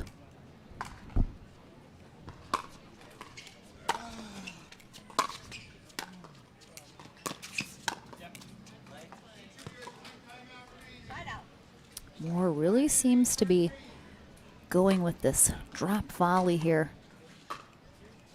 This one again does go his way. Olin's able to get there, but then doesn't do enough with it. That ball dangerously close to going wide, but I think it caught a line there.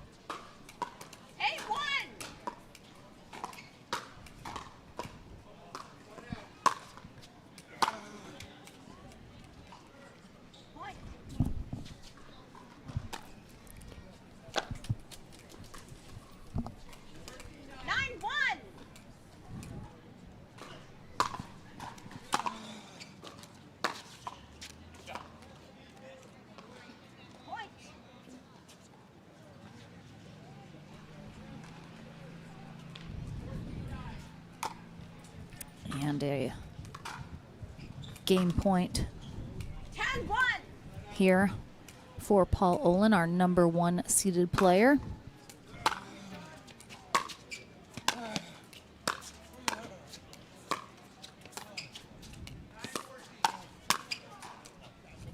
Some nice hands and good movement from Scott Moore, staying in this rally. 110. Just making Olin hit one more shot and finally gets the error. Ooh, what an effort there from Scott Moore. Almost gets it back in the court. Both Moore and Olin fully across the other court, chasing down those balls.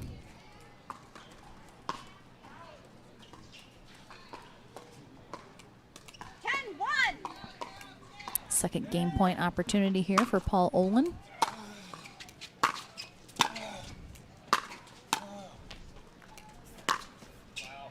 Ooh. Game 1. 11-1. Paul Olin out there playing like a young 40-year-old. Please change ends of the court. Beautiful one-handed backhand right down that sideline. Gets him game 1, 11-1. We'll take a short break. Don't go anywhere, though. Game 2 coming up next in this Senior Pro Men's Singles Winner Bracket Final right after this.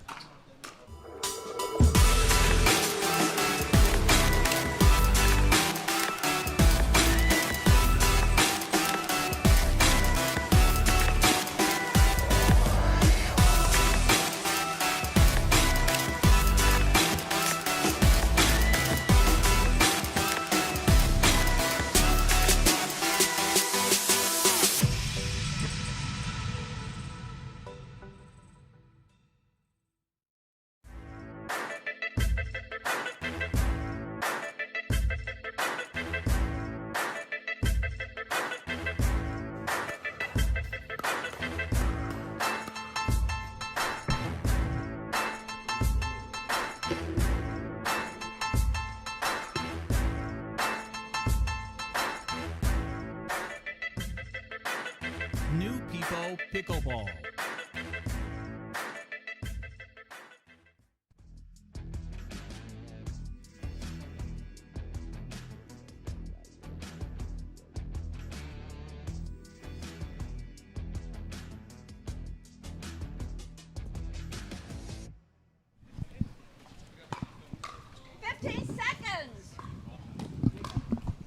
Welcome back to Championship Court number 2. Lauren McLaughlin here courtside, bringing you all this amazing singles action here on our final tournament day here at the Hilton Head Open.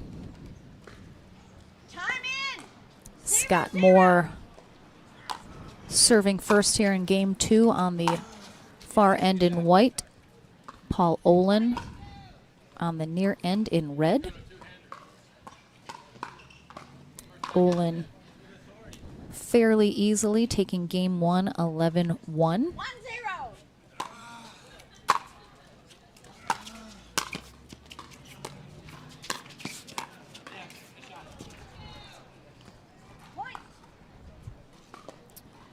Moore already passing by his game 1 score.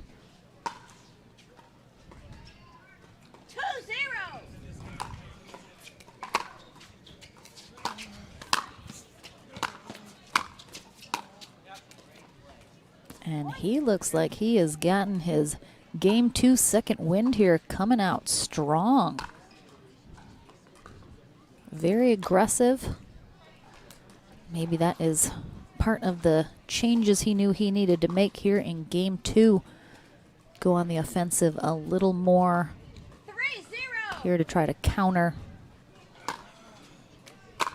Paul Olin's game.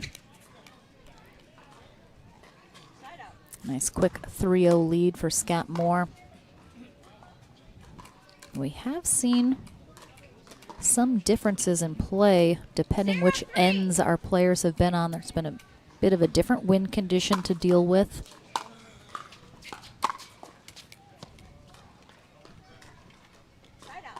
Let's see if perhaps Moore's better side is that far end.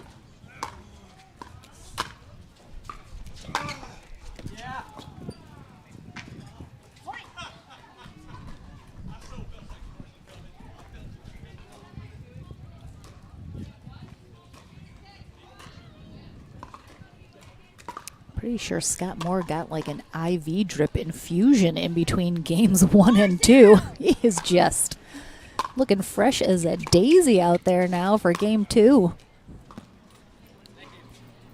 Beautiful little flick down that sideline though from Olin. We'll get him the ball back as he is now chasing a 4-0 lead from Moore.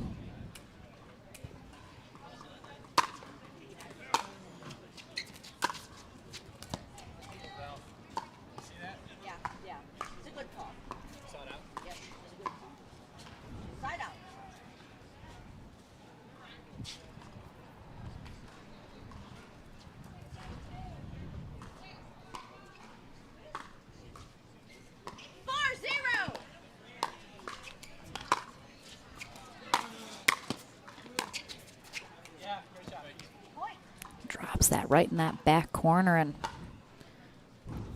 the Scott Moore train just keeps chugging along here.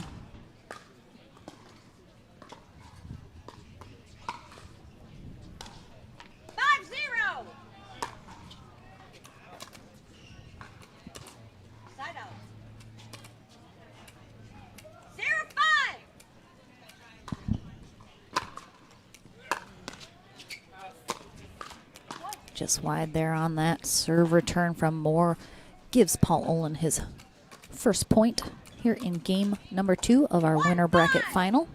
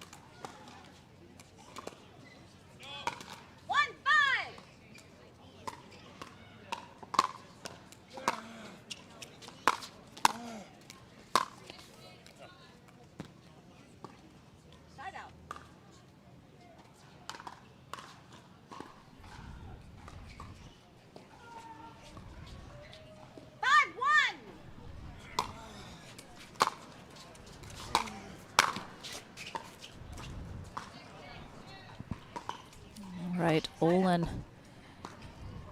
doing a good job now holding Moore, but still hasn't been able to go on a little run of his own yet that adds up to some points.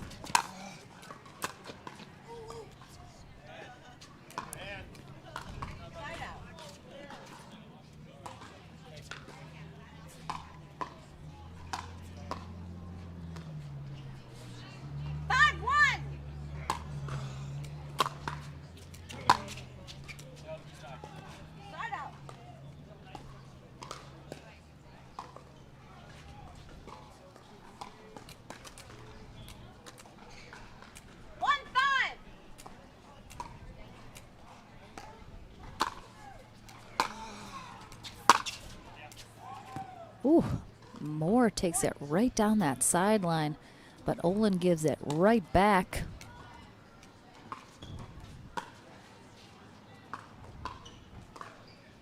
And he has got that second point now.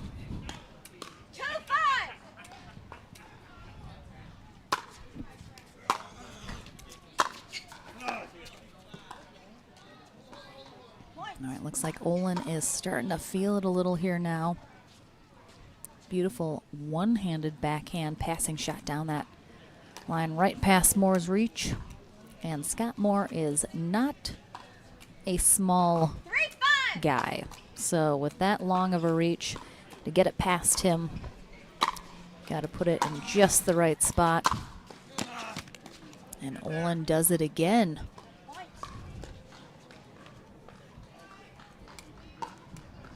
Now trailing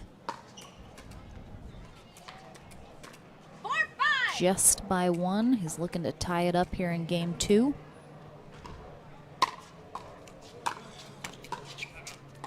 And he does in a very quick timeout called from Scott Moore,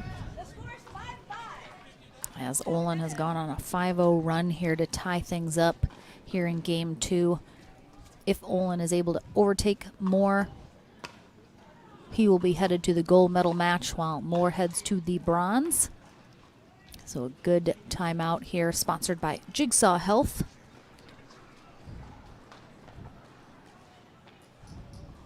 Moore seemed to be on the right track at the start of this game 2. Came out strong and aggressive. Looks like he's gone away just a little bit from that strategy, or perhaps Moore Olin has made the adjustments here after seeing Moore's new strategy here in game 2, and he has made those in-game adjustments to combat that aggressiveness from Moore. Receiver, you have 1 timeout left in this game. Server, 2 timeouts left in this game.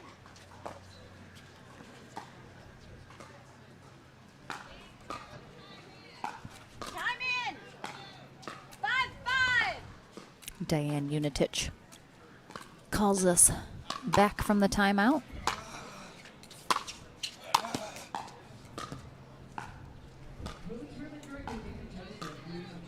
Nice timeout. Looks like Moore gave himself a little pep talk there. Go back to what was working in the beginning of this game, which was him being aggressive, which he certainly was on that rally. Gets him a quick side out. And he is looking to retake the lead.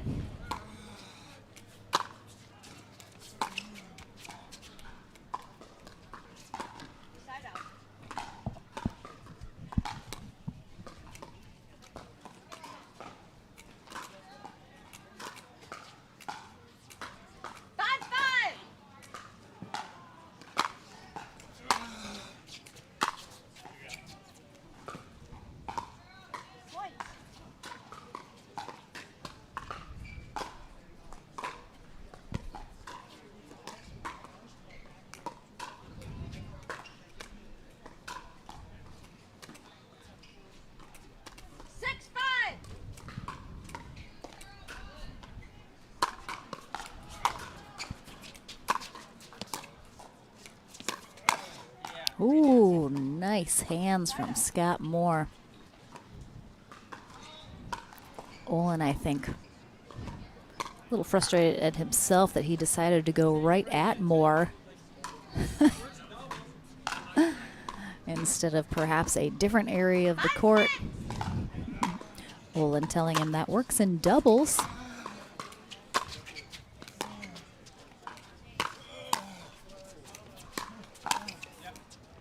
Some more quick hands from Moore there.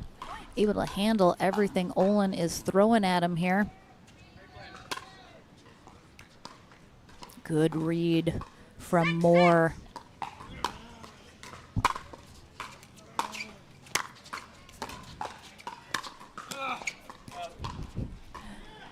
Olin not only doubles, he triples up Scott Moore on that same shot. Saying eventually this has to work, and it does.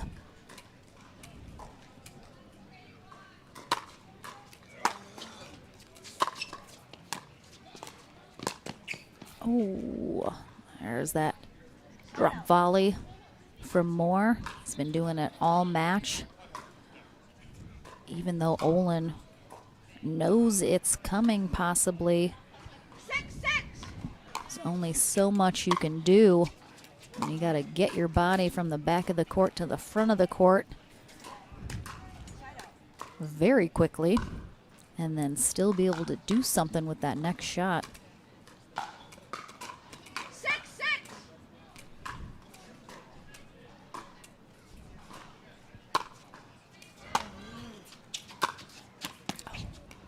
Just a little low.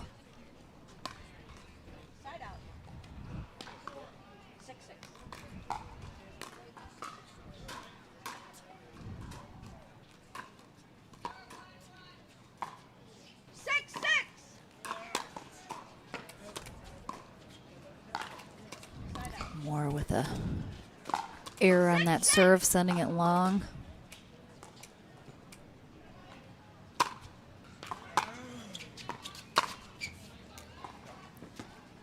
Just wide as Olin goes for that shot that's worked so many times before.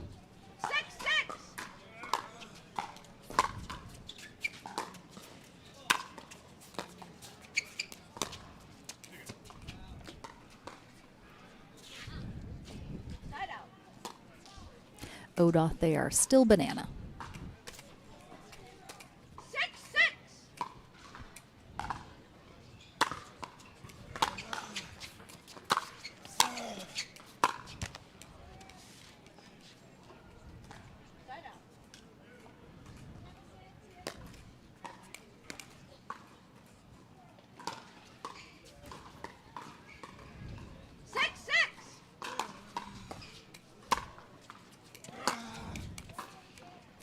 All right, these Scott Moore takes a bite of his paddle there on that one, but these two titans are locked in a 6-6 battle right now.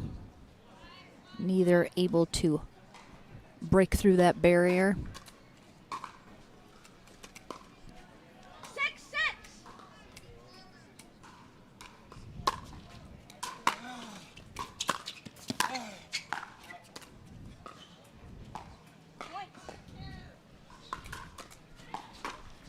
Olin finally gets the job done. That usually happens once I say how long it's been. They decide, oh, has it been too long? We'll hurry up and move along. Beautiful shot there from Olin. What a drop. Just sinks over that net. 8-6. And a quick 2-point lead now.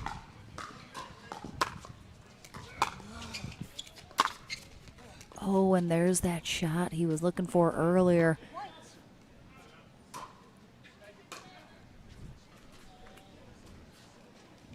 Paul Olin clearly heard me complaining about how long they had been stuck on 6.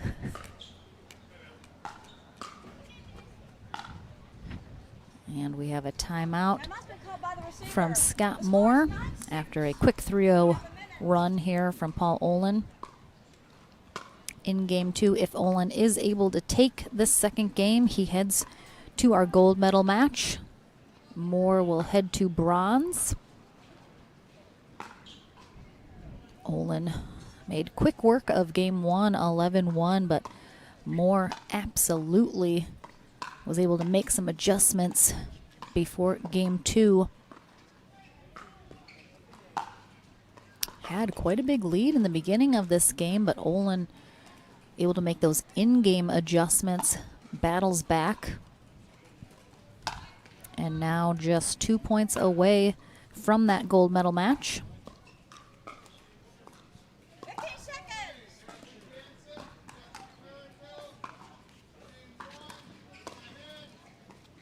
Receiver, you have 0 timeouts left in this game. Server, 2 timeouts left in this game. Still a couple matches to be played in the back draw before we know who will be the one to make it back up into the bronze medal match to take on the loser of this game.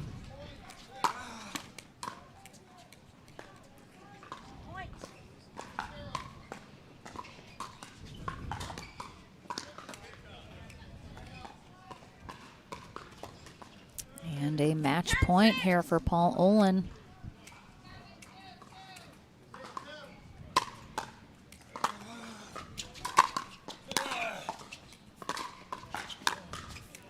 Wow. Ooh, he gets it down the line. What an effort from Olin to get that shot and then recover to get the next one. Just catches that line. Well played, but a good effort here in game 2 from Scott Moore. He heads to the bronze medal match. He's going to be looking for that rematch in the gold with Paul Olin if he can get there. Again, a big congrats to Paul Olin. Headed to gold, 11-1, 11-6 over Scott Moore. Don't go anywhere. More pickleball is yet to be played here today on Singles Sunday. Lauren McLaughlin here will take a short break and be back with more action after this.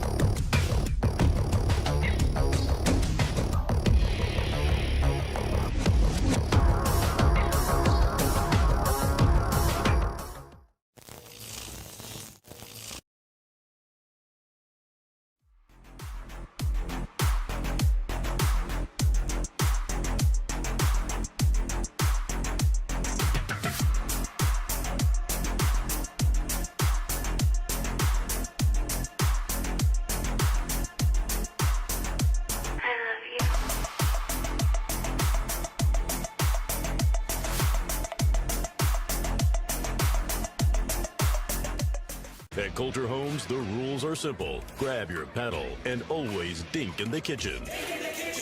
Remember where you are.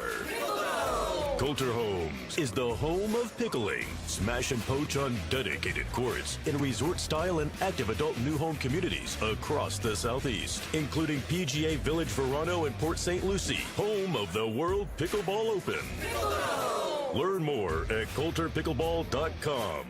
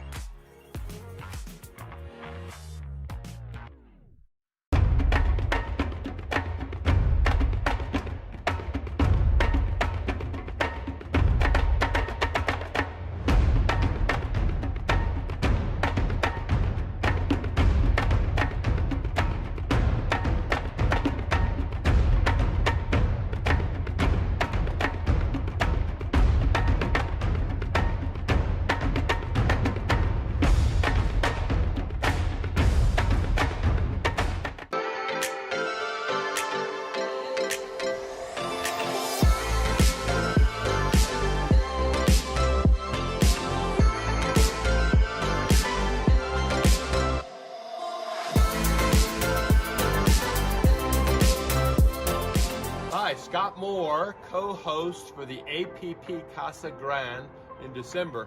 We can't wait to see you there. Hey everybody, my name is Irina Tereshenko and I am the co-host for APP Arizona in December. Sign up now and we'll see you there.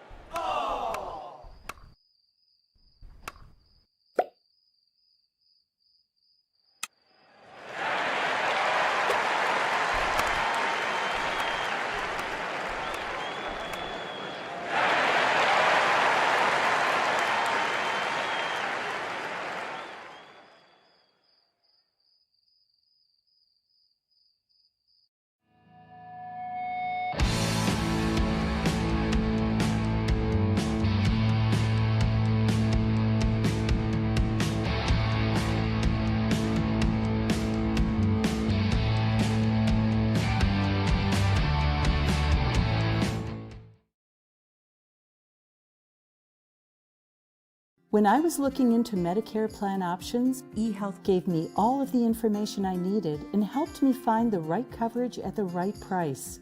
And at this point in my life, that peace of mind goes a long way.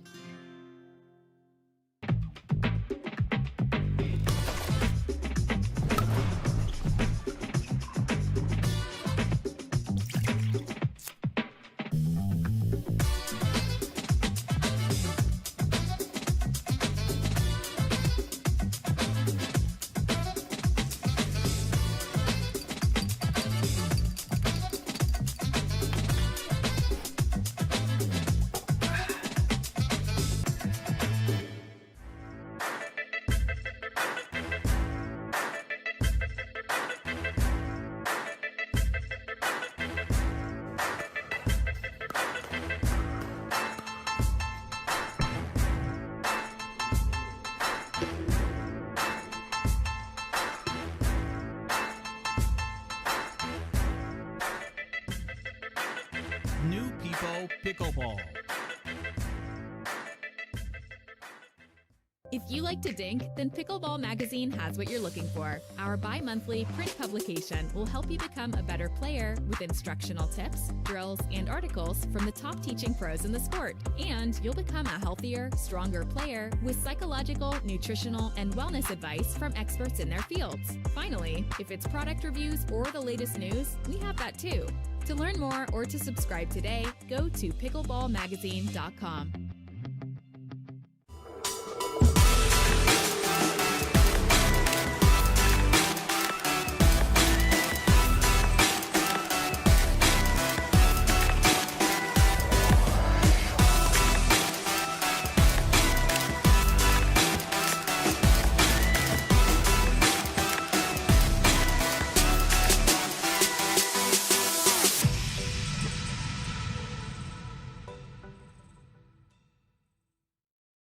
PPR is proud.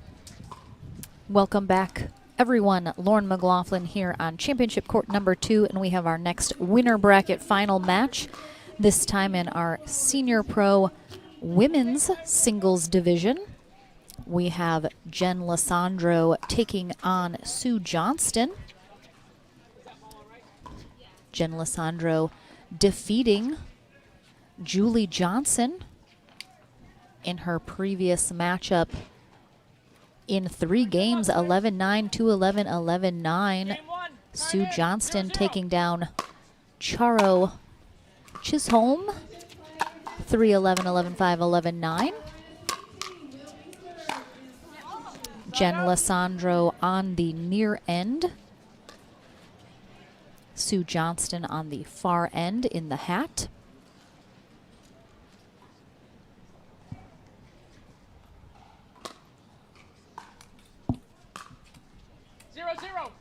Kathy Postlethwaite is our USA Pickleball certified referee for this matchup. This is a 2 out of 3 game match here in our winner bracket final. Winner of this heads to the gold medal match. Loser will head to bronze. 0-0.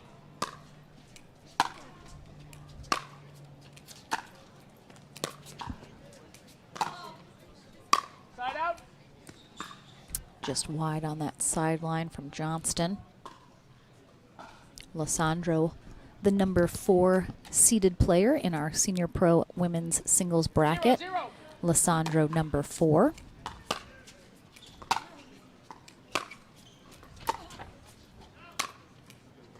Side out.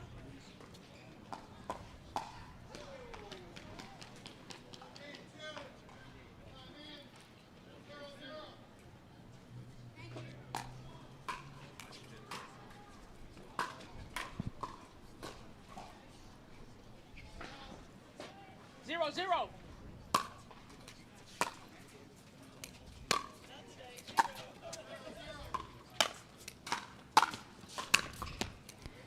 Johnston in control of that point at that kitchen line, just pulling Lissandro side to side, making her expel a lot of energy.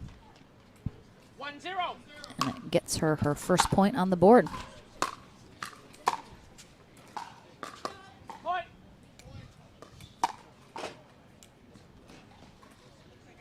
2-0.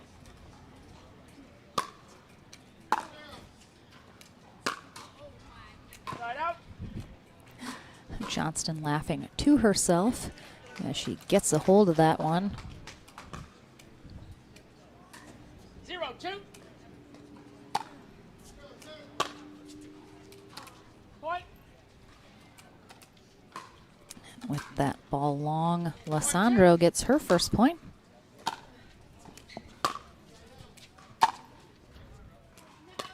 Just misses that back corner ever so slightly.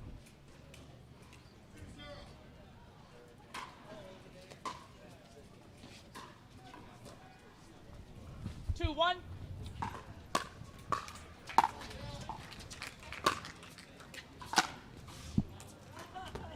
Point. That was a Dura. I saw it was a Dura. No problem. I got a close look at it.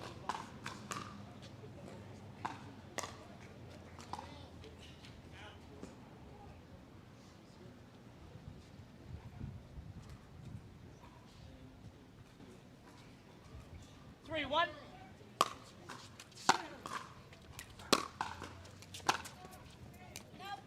Point. Timeout's been called by the receiver. The score is 4-1. You have up to 1 minute.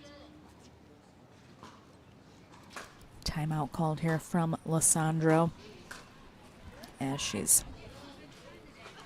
had a couple shots go wide here.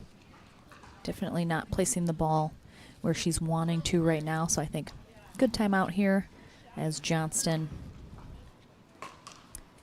having a couple rallies go her way. I think Lissandro trying to make sure that scoreboard doesn't get too lopsided here in game 1 of this winter bracket final.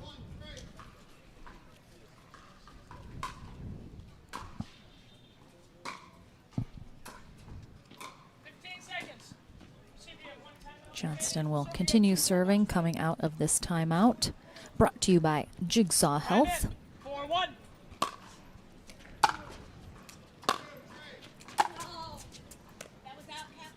I saw it on the line. Point. Lissandro calls that ball out, but Johnston appeals to Kathy Postlethwaite, our ref, who saw that ball on the line. So it is overruled. That one, however.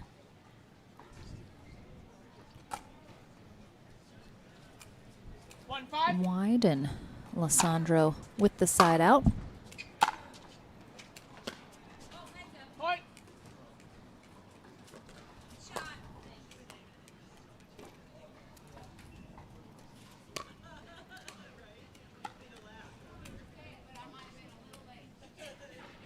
Two, 5.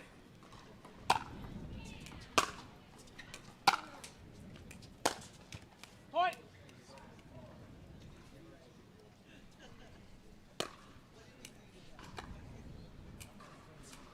3-5.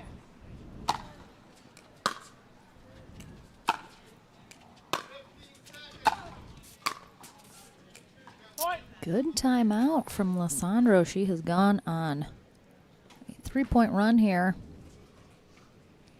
Within 1 of Johnston now. Johnston making a couple errors here coming back from that timeout. 4-5. Side out. Lissandro changes it up a little, goes for a bit of a floating serve, but a little wide.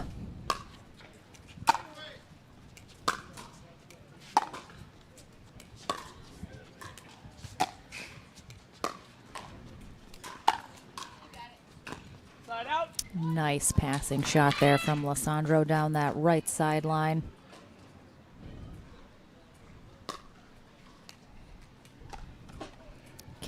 Catches Johnston planted in the middle there. 4-5.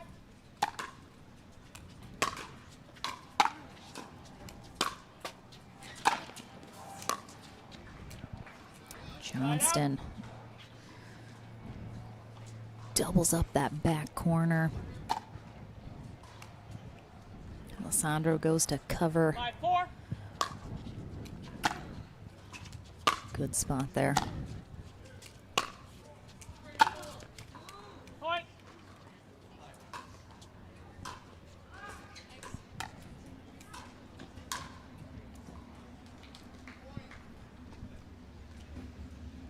6-4.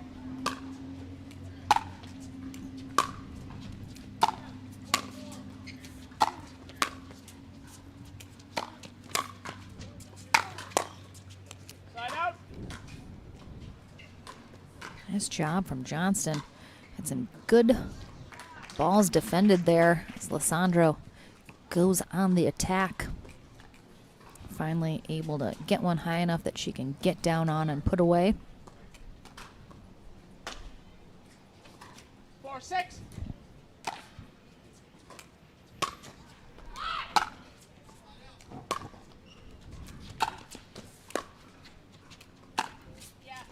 Wow, great effort from Lissandro. She has to go coast to coast during this rally. And then 5-6. able to go down that sideline. Side out. Wide serve gives the ball back though, and Johnston maintains her slim 1-point lead here in game 1 of this winter bracket final. Point.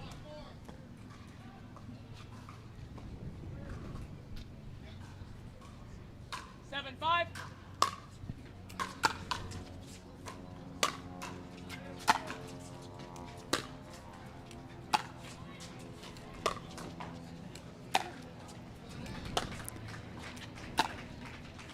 These ladies rocking the ground strokes during this rally. Johnson finally makes her way up to that kitchen line. And just wide on that final shot from Lissandro. And Johnston extends her lead by 3. 8-5.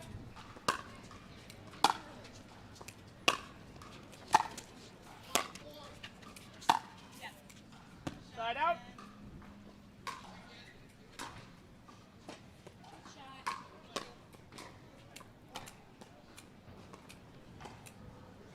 Five, 8.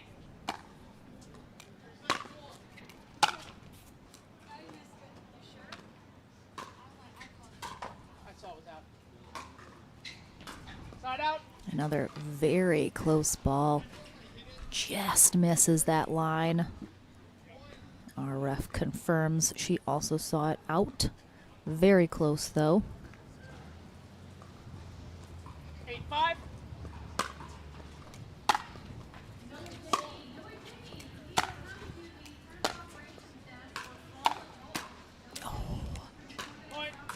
Lissandro just catches the top of that tape.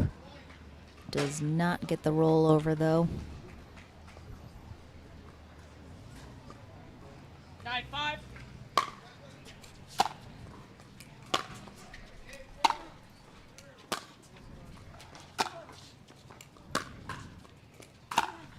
Some more ground strokes. This time it is Lissandro that gets to the kitchen line first.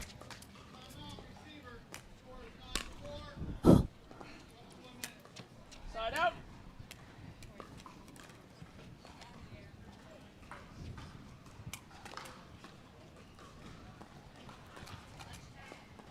Five, 9.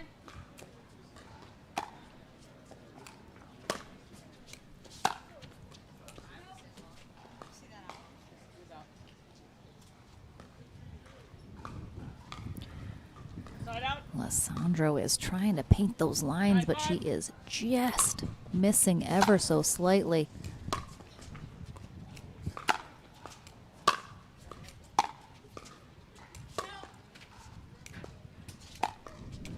Point. I saw that one good. Sorry, Jim. No, it's okay. Side out. All right, this time Kathy Postlethwaite overturns the out call in Lissandro's favor.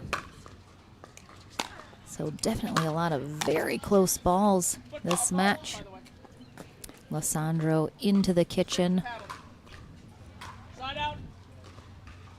during that rally.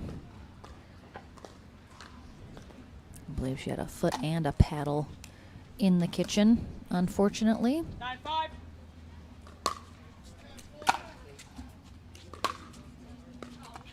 Side out. Johnston struggling just a little here to get those final couple points to try to close out this game one. 6-9.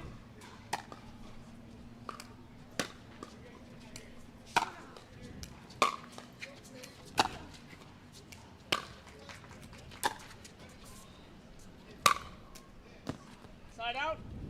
Nice job there from Johnston. Lissandro throws up the only shot she really can, which unfortunately 9-6. set up a nice overhead with all of the options available for Johnston.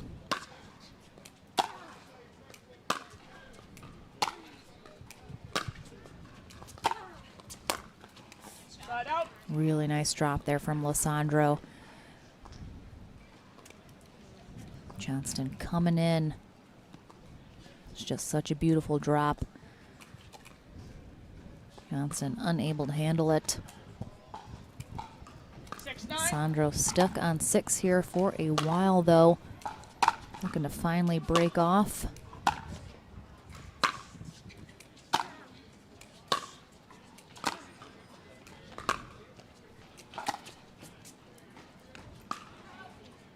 Side out.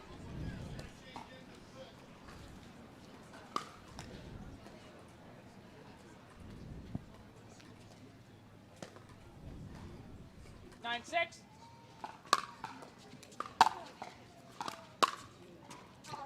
Side out. Sandro and Johnston kind of stuck in the mud here on these current numbers. 6-9.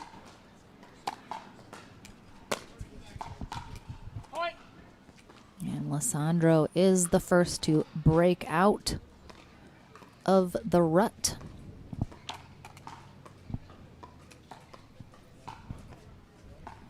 Seven, 9.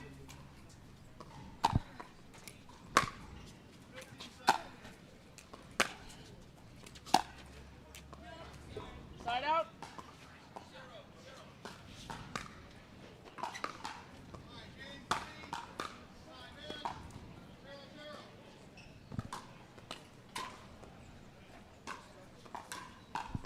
Nine, 7.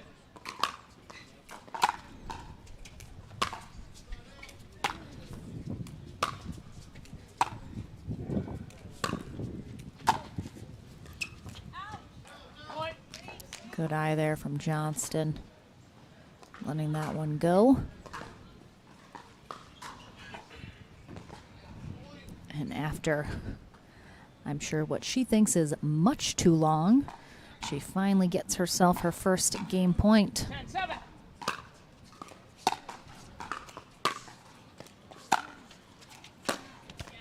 Side out.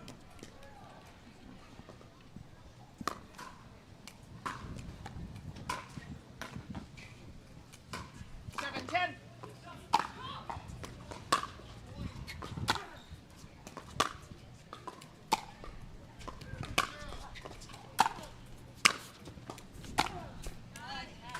Side out.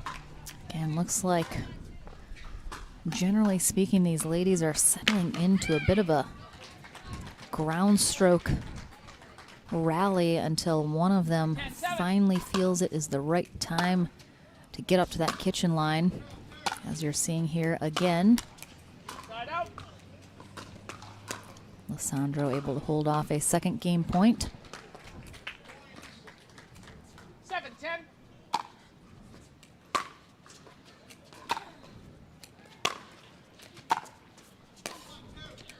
Point. Johnston tries to slice that and drop it in over the net.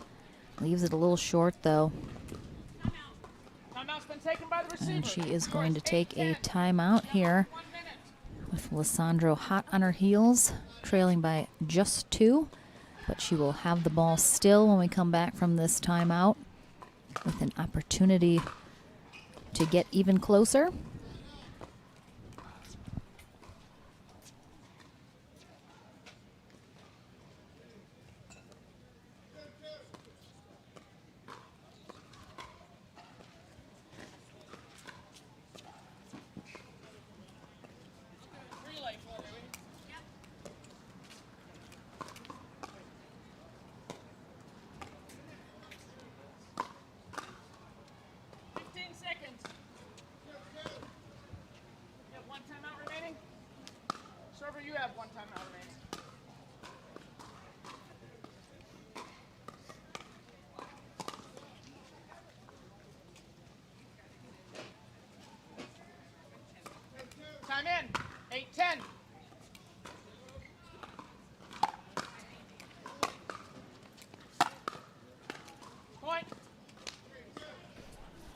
All right, back from this timeout, and Lissandro is able to continue her run, now within 1. 9-10.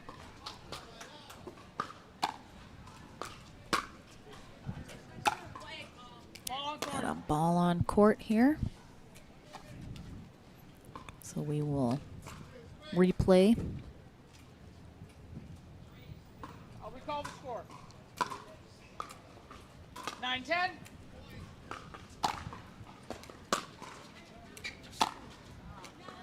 Side out. Just misses that sideline again. She's been so close on so many of these shots.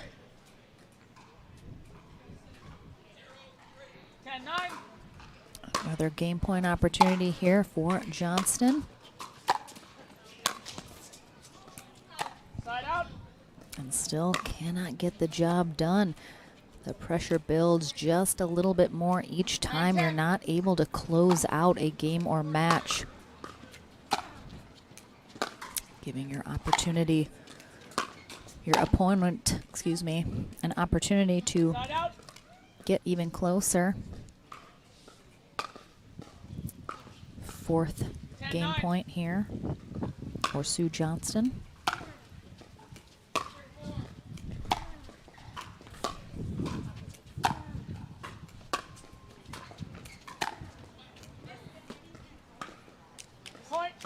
And just wide again on that sideline. Finally, Sue Johnston able to close out game 1, 11-9, but a huge battle from Jen Lissandro. We will switch ends, take a short break, and be right back with game number 2 and a special guest commentator. Don't go anywhere.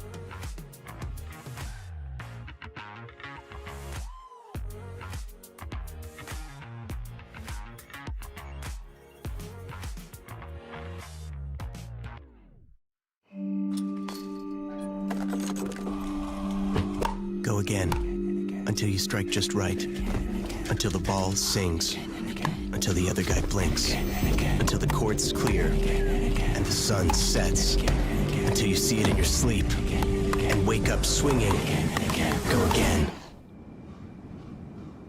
till you can't miss, until you can't lose. Go again, and again. Welcome back, everyone. Game 2 kicking off right now in our Senior Pro Women's Singles Winner Bracket Final. We have Jen Lissandro on the far end. Will start us off serving. Sue Johnston on the near end receiving.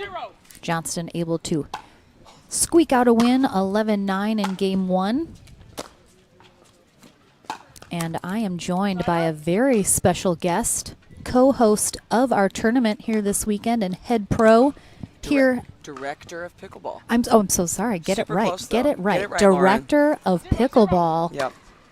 It is Sarah Ansberry with me. Very happy to have you. Thank you for joining. I'm happy to be here. I meant to get here earlier. I was so enthralled in the other matches. I was watching some of the other senior women matches and just the other singles going on. I was like, oh, I got to get over there. This is a good match in front of us. I mean, Jen and Sue, they're great. They're solid players. Really close. I wouldn't be surprised if this goes to game 3 at all. That's for sure. Well, especially after how game 1 went. Yeah, so I was sitting there kind of watching towards the end, and, Jen had a ball that it was tough. I mean, it was a right setup. It was perfect setup, and just that little inch out that was really, really tough. She had a lot of sort of heartbreaking shots like that in game 1, just missing the line. Yeah, and she had a tough match. She had a great win against Julie Johnson before getting here, and that was the 3 games as well.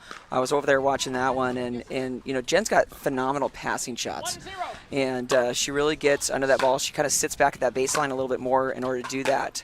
You see she's going for it, but that wind is a little bit heavy on that side right now. So it's almost gonna feel like she's hitting uphill for a second. Yep. It's a perfect way to put it. You know, and I love seeing Sue Johnson play. I don't really know her that well off the court, but she's always out there in it with every match. She's a great doubles player, and she's got some great single strokes. I mean, you can see both of them are moving the ball really well. They're great movers, but they're both small. I mean, they're kind of my sized. Yep. And pint-sized players. Pint-sized players. That's good. Oh, I get that. So when you're out there and you're kind of on the shorter side, that movement is so important on the court. And look at that. I mean, they're moving each other from side to side. They're both being really aggressive with their returns and their serves. It's really nice to see.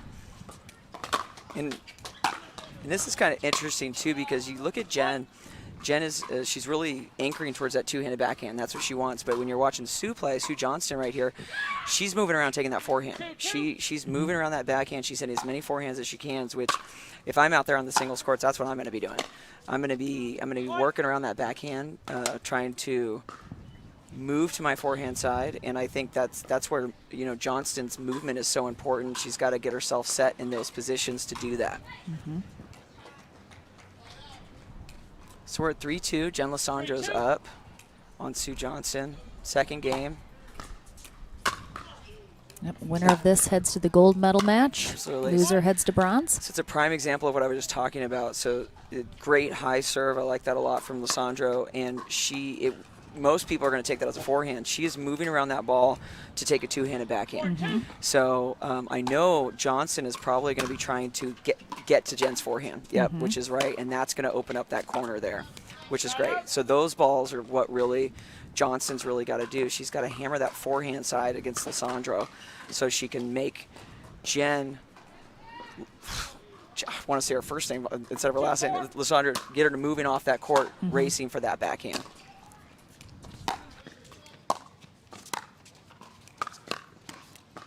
Side out.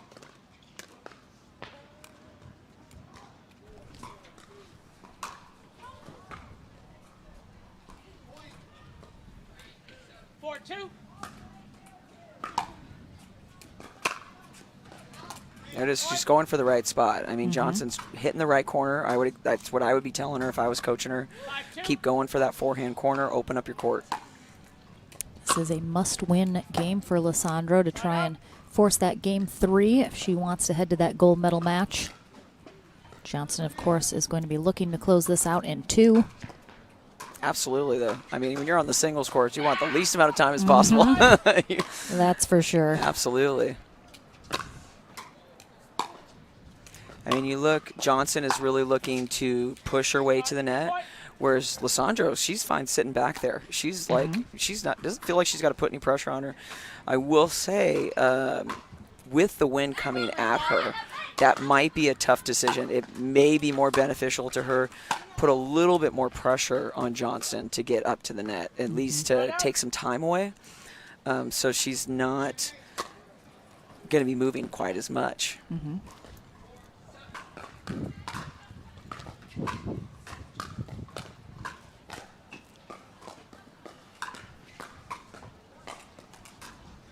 I feel like both these players, they're always so focused on the court. You know, I always watch them in different matches, and they're fired up. They want to win. They're competitive. Okay, so and this would be another reason why if Lisandra's sitting back and Sue's putting that pressure up, why not hit her a short dropper? If she doesn't want to come to the net, make her move forward instead of side to side.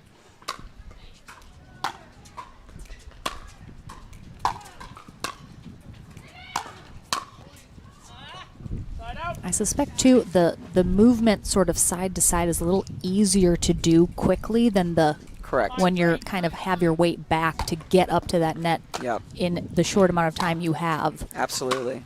And this is where those serves and returns are so important.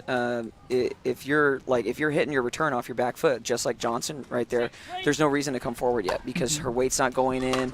It's a lot less time. But if she can get that contact point out in front of her, and that weight transition in, then that's going to be very helpful in that movement. So she's not going to take away as much time. It's an excellent. I like that shorter return. Almost. And she set that up so nicely. So when you've got someone sitting back at that baseline and they want to, dig that ball from her heels, hitting a shorter return is actually really beneficial. Oh, people always think, I got to hit it deep, I got to hit it deep. But hitting that ball a little shorter, putting her on the move is going to open it up a little bit better. Good timeout, though, most definitely, because that's a ball. It's tough to miss when you set it up so nicely. Yep, Lissandro's made some really good adjustments coming into game 2. She is up 8-3 now here. Like we said, looking to force that game 3 tiebreaker. And I was going to ask you, Sarah, between the singles and doubles, it's the exact opposite of tennis. In tennis, singles is like the thing. It's the thing, In pickleball, it's doubles. Why do you think that is? I think, you watch tennis on TV, let's say, you see doubles points are much shorter, singles points are much longer.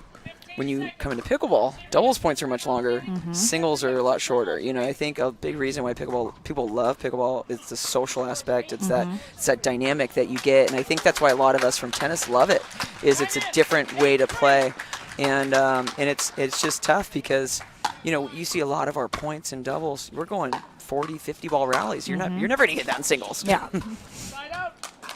All right, so that's great pressure from Johnson right now. She's really hit some deep balls, Wake transitioning forward. It's a great timeout. There's that forehand corner again. That one was too close for me to overrule. Oh, looks like it was an out call. But it's the right spot. She's got the right game plan, which I love seeing. And sometimes we know we have the right plan, but we're missing our shots. And what happens often is people change their game plan. But if you know you got the right plan, it's about when you're going to find the rhythm. That's it. Both these ladies kind of struggling, just sending these shots long. Wow, great get from Lissandro. I mean, that was incredible. I mean, Johnson hit this amazing ball on that sideline, and she took her time on that ball, what I appreciate, because what she could have done is she could have been aggressive, taken it in the air, and she did not want to miss it, which I think is a really smart time to, okay, I'm just going to slow it down for a second and make sure I get the angle that I want, which when you're making some of those shots, those errors, that's so important to take your time on that ball. 9-3. This stage of the game cannot have errors like that. Yeah, and it's tough. And she knows it. Yeah, I mean it's rough when you're out there and you're like, why can't I get this going? Yeah, and so it's and that's another great thing about pickleball in general from tennis. Pickleball is so much about momentum. Once you have that momentum, that's where the timeouts are so important. You're trying to break that down. Whereas tennis, I always say we hit our way through problems because we don't have timeouts. We've got to get through those games before we change sides.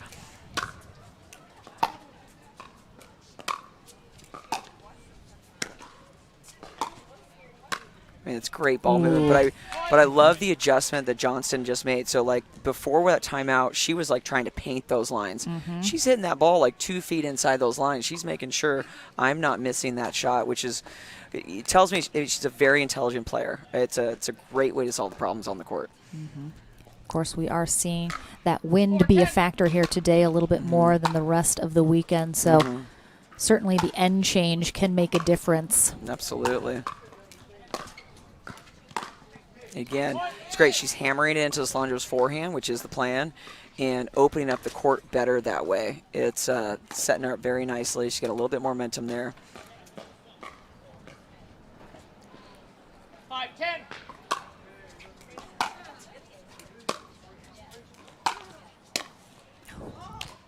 And that's what Lissandro does really well, is she really gets down there and she drives that ball low. Being smaller, that's a benefit that you've got, is you can get under that ball. So when you are responding to that ball, you've got to make sure that that ball's, when you're at the net, that it's not dying into your paddle. Lissandro having a little bit of trouble closing out game 2, which we always say it's not done until 11. Absolutely. So Johnston. Well, it just goes to show you how important those timeouts are. I mean, Sue Johnson's come out an entirely different player after that timeout.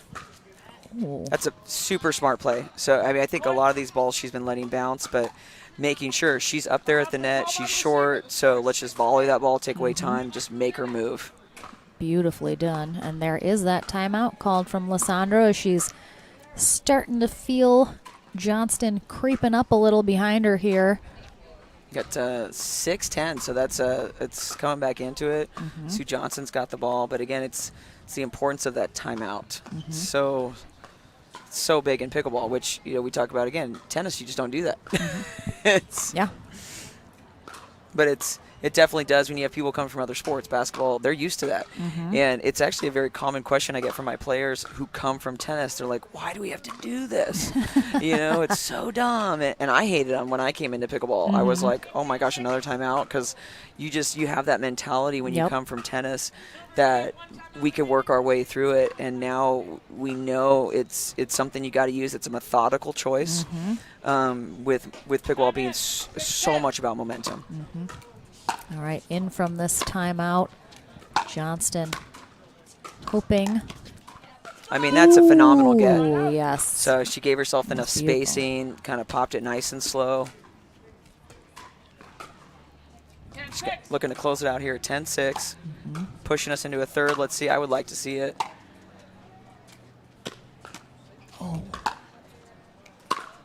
Ooh, and that'll get it done. That's great movement. And then just right there, it's an example of she's not hitting as many backhands. She just jammed herself on that forehand. She kind of felt like she felt the mishit, and you could tell it kind of hung with her on that next shot. So she just got too close to that forehand instead of the footwork she's been utilizing. So it's great. It's a great match. We'll see what adjustments get made before Game 3. We'll take a short break, but don't go anywhere. The conclusion of this winner bracket final when we come back.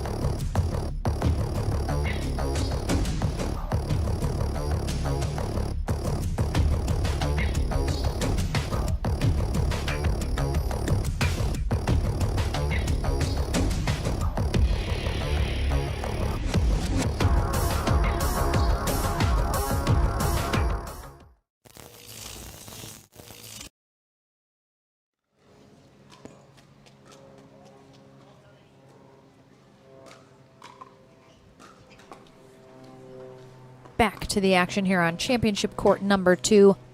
Lauren McLaughlin here with very special guest Sarah Ansberry helping me break down these points.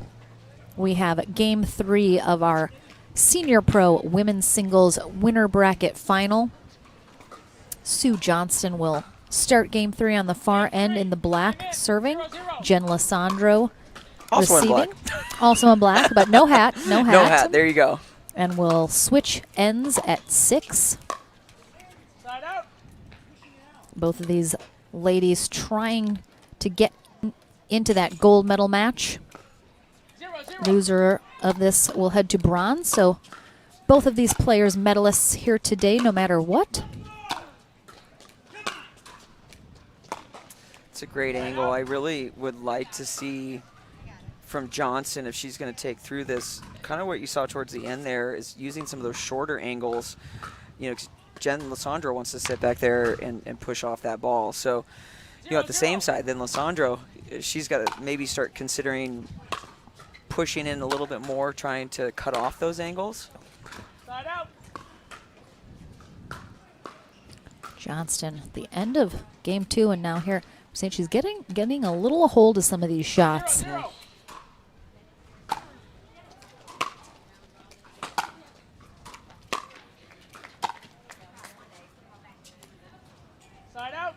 And again, strong. So you got Johnson, strong return, all of her momentum going forward. And that's so important, getting that weight behind the ball so you're comfortable moving in and also taking away time from the opponent, which is Lissandro right now.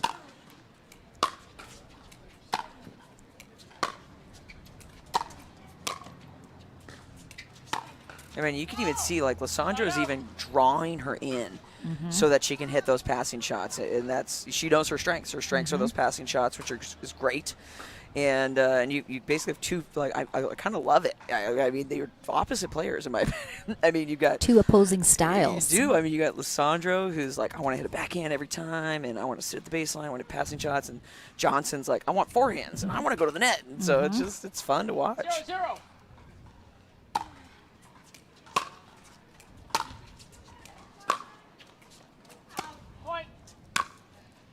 That's the thing, too. If one of these players gets hot and their strategy is working for them, it's kind of hard almost for the other player to make the in-game adjustments because they want to stick to their game plan, Absolutely. which isn't working, so they kind of have to go to what they're not as comfortable with. That's the first time we've seen Lissandro at the net, basically, purposely. You know, she went in there and she cut off time. She took away that ball. So it's it'll be interesting to see if she puts a little more pressure and comes in, which I hope she does, just because Johnson's being successful on those shorter angles. 2-0.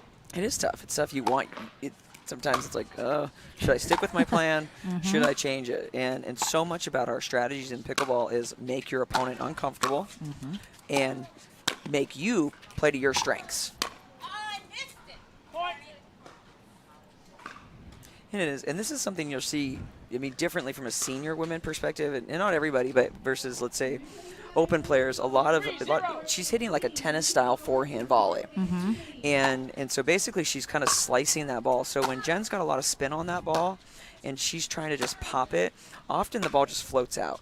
Whereas you watch a lot of us, when the younger players, we're swinging through those volleys, so we're adding topspin to the ball instead of slice. So those are very different shots, which absolutely a little being aggressive versus being a little bit more safe. And a timeout called here from Johnston as Lissandro is pulling ahead here in game 3, up 4-0, just 2 points away from that end change.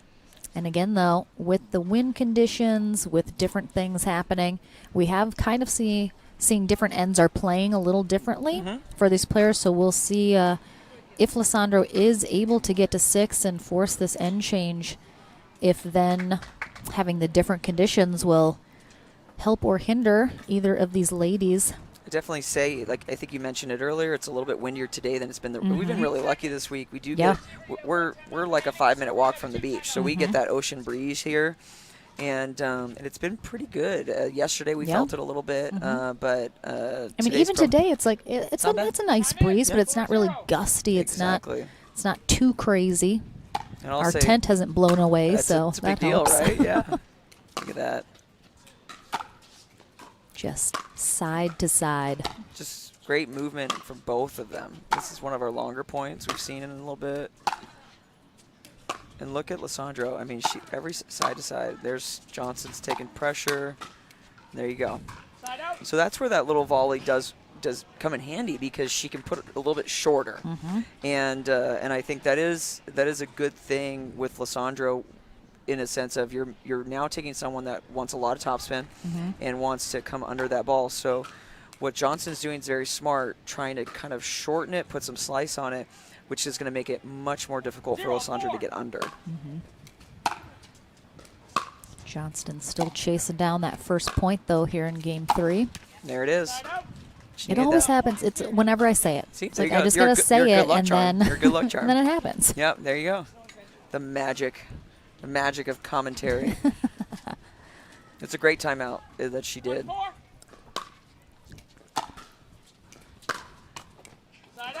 It's a great return from Lissandro. A little shorter than she had previously, which I like the changeup. And you know, I'm noticing every time that ball goes that empty court over there, both of them are like taking so much time. They're like, no rush. They're like, this is amazing. I have a whole other court that I have to walk onto to get this ball. It's so far away.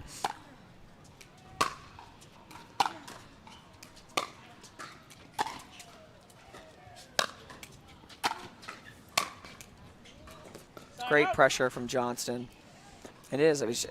Lissandro really didn't have any other choice but to throw up that lob. She wasn't in a position to hit a passing shot. She was on the move in defense, so that's really the best option she had. 1-4.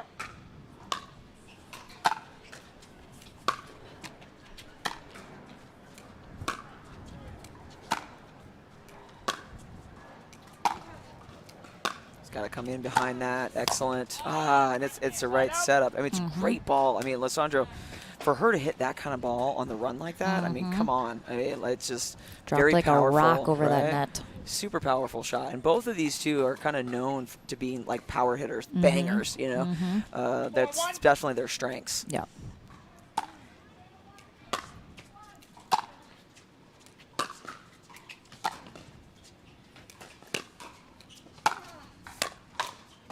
There it is again, shorter volley. Trying to make sure she doesn't have time for that. And again, Johnson took her time on those balls. She had that kind of high floater, and those are one of the easiest balls to overhit and make mistakes on. And when you're down 1-4 in the third, you've got to take your time on those shots. 1-4. Oh, it's a little bit deep on that serve, and I feel like there's a wind gust right as she was hitting that ball. A couple that's inches the out. worst.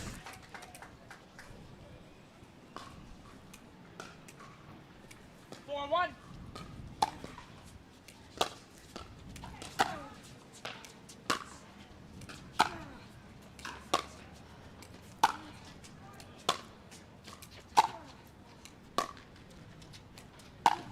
Again, smart shot there from Johnston. So she's trying to slice some of those more, and that's really, and even kind of look at how Lissandro has her grip. It's more of like I want a topspin kind of ball, and when you've got a lot of slice, that's very difficult to get under. You have to get lower to get under those balls.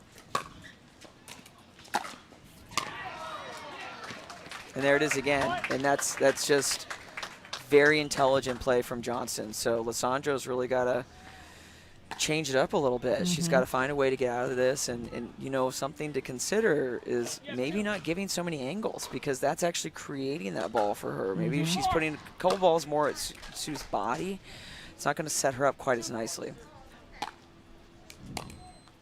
So, I mean, Lissandro's so good at hitting on the move, and maybe not make her move. Yeah. Lissandro out to an early lead here in game 3, but now has been stuck on 4 for quite a while.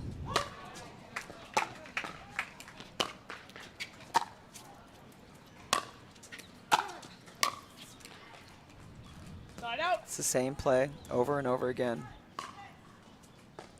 And then you can kind of see a little bit, even though Johnston's down right now, Lissandro's up 4-2, you can see a different confidence in Johnson. And that's why it's hard for Lissandro to convert right now, is the pattern's working, the play is working. Lissandro just seems to be expelling so much more energy as well. Correct.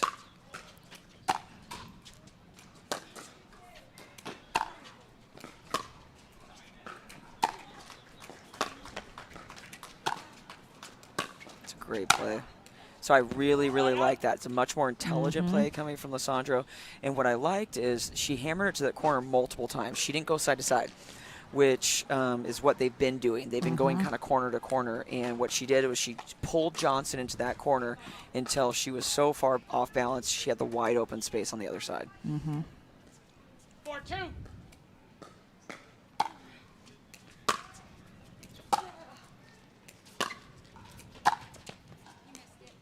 Side out. It's great contact out in front of Johnston. Puts a lot of pressure on that ball. So important when transitioning to the net that ball is out in front of you and the weight is behind the ball.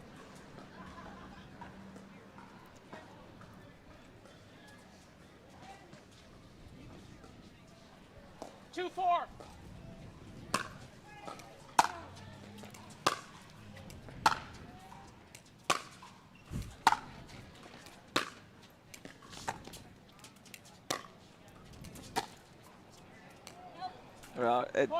Johnson literally just did the same thing to her instead of going side to side. Again, pulling her into the corner, because you can see when they're getting pulled out into the corner, they feel like they've got to recover right away. So often we're looking to hit behind our opponent as they're recovering, and so that really, really set that up nicely for Johnson. 3-4.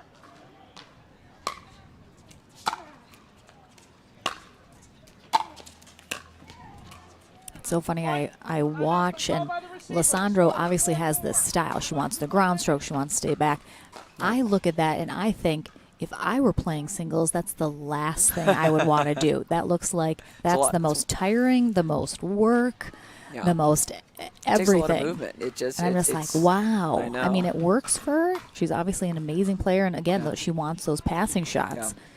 It's, but I'm just like exhausted watching her. It's a lot of work. I'm not going to lie. There's a reason I don't play singles anymore. It's, I mean, I love playing There's a singles. reason I never played. Yeah, yeah. A lot of people don't want to touch it, right? It's that certain style of play that you're wanting. But game 3, it's hot out. It's, I mean, she does look a little tired. I mean, I don't blame her. I would be tired. Yeah. It's a lot of work. So we've got to look at how do I be more efficient with my shots. And change something, because right now it's not working. Right now we're all tied up at 4-4. I mean, like Johnson's coming back out. She's like on her toes. She's dancing. She's like, I've got the energy. I've got momentum, and she's ready and raring to go. So let's see how Lissandro kind of responds to that. I mean, I love watching Lissandro stroke. She's strong. Oh, I mean, yeah. Look at those legs. It's there. She's powerful when she's getting under that ball. Okay, so it's an overruled call, so it's going into a side out. And I will say it's one of the most important things about a timeout. You almost, percentage-wise, you are usually going to see the person that calls that timeout, they're winning that next point.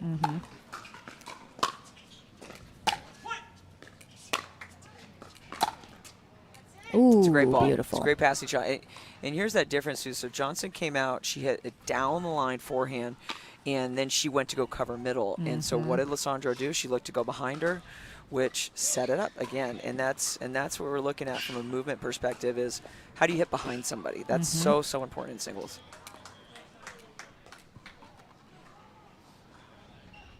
So she's off of 4, 5-4. That was a big point for her.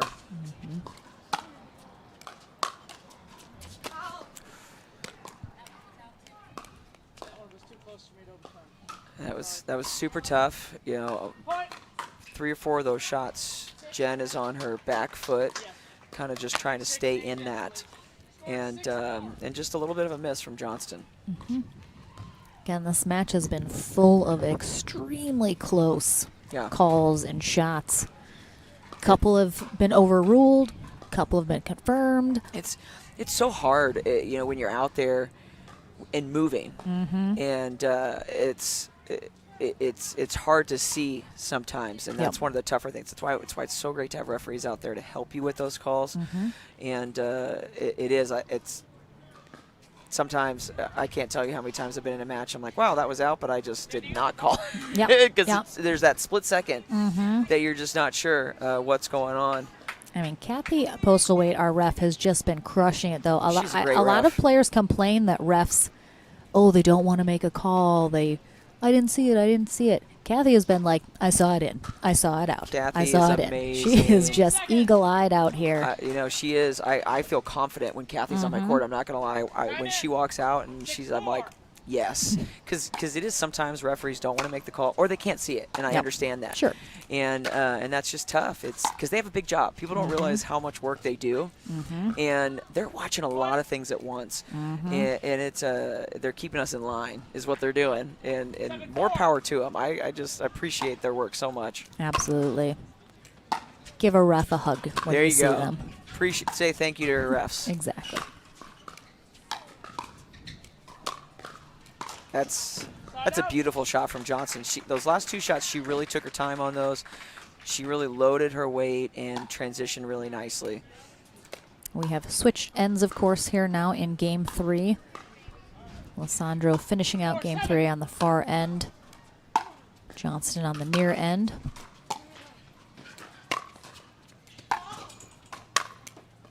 And it's the right setup. It's the right pattern. Like to see a little bit more margin. You remember Johnson earlier in the match, she came out of that timeout and she gave herself a lot more margin. Now let's see if she does that again. 7-4.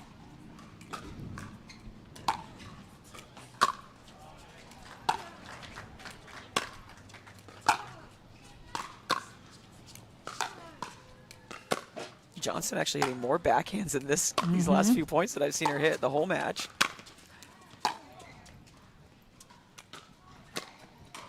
It's a great get. Wow. Look at that. A passing shot from Johnson. There we go. What a They switched their roles a rally. little bit there. And I will say, so we were talking a little bit earlier about how Johnson's been kind of hitting these slice short volleys. She took that two-handed volley and hit more of a, she swung through it a little bit more.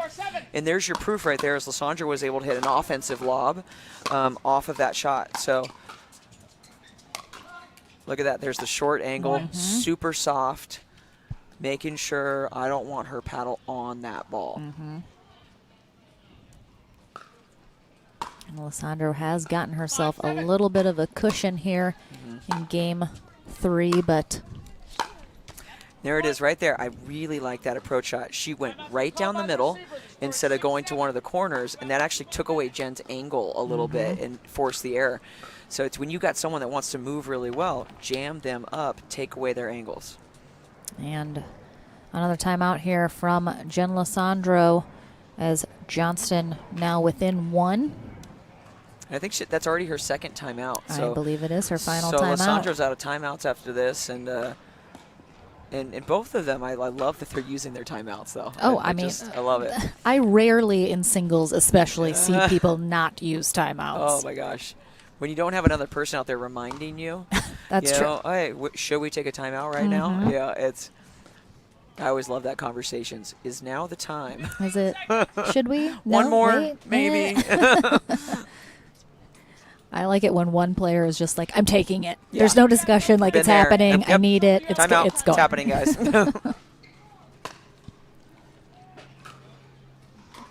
All right. Johnson Game serving 3. 6-7. Winner bracket final. Again, right? So close. It's everything so close. And when you have two people that move so well, it's sometimes you want to go for a little bit more, and sometimes you miss. You go for those lines. I love it. Again, the shorter angle, opening her up, moving all the way around that court. Oh, she had a paddle on it. And But that's a time you've got someone moving short for that ball, and Johnson actually went down. The only angle Lysandra's going to hit is up. So when you've got someone like that, she actually, getting her up above the net is going to put her in a better position to put that ball away than below the net. There's the ball she wants. You heard it. She said, that's it. And let me tell you, I never want to hear my opponent say that. That would be a timeout moment. Yep. 8-7. Sandro gets back her 1-point lead.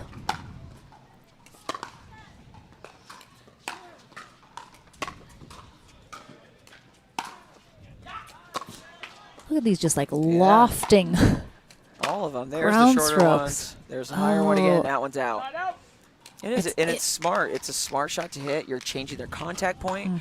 You're really trying to get them to push back a little bit more, giving them a little more time. And also when Lysandro's just crushing from the baseline these shots, when Johnston drops in a little shorter one, it's almost like Lysandro can't dial it back because now it's shorter and she needs to take something off of it. And there's that volley again. She's hitting it very close to her body, and it works sometimes, but it's not always going to work when you're used to kind of having strings. You see this a lot with tennis players, especially the senior players, because when they come in, that's kind of more like a tennis volley. You've got strings that are compressing that ball for you. With a pickleball paddle, it's got to be such perfect timing when you hit a volley like that.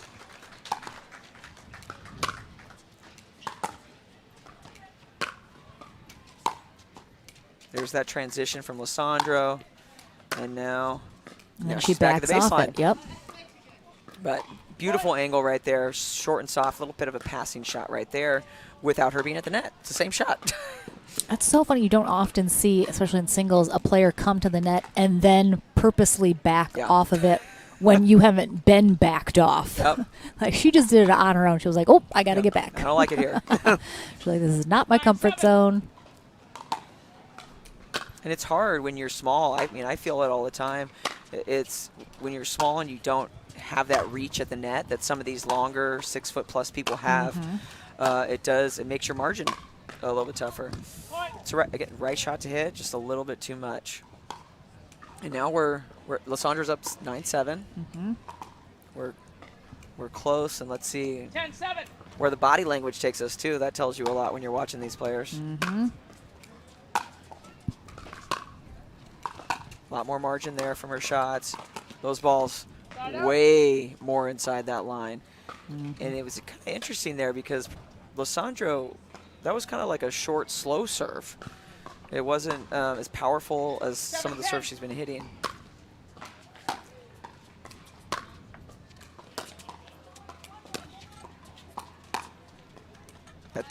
That's tough. Very, very tough. It's perfectly placed, finally on that baseline. And Lissandra's got a match point right here. And this will be our final streamed match of the day here on Championship Court 2, I have just been told. So sad. I know. I want more. I want more.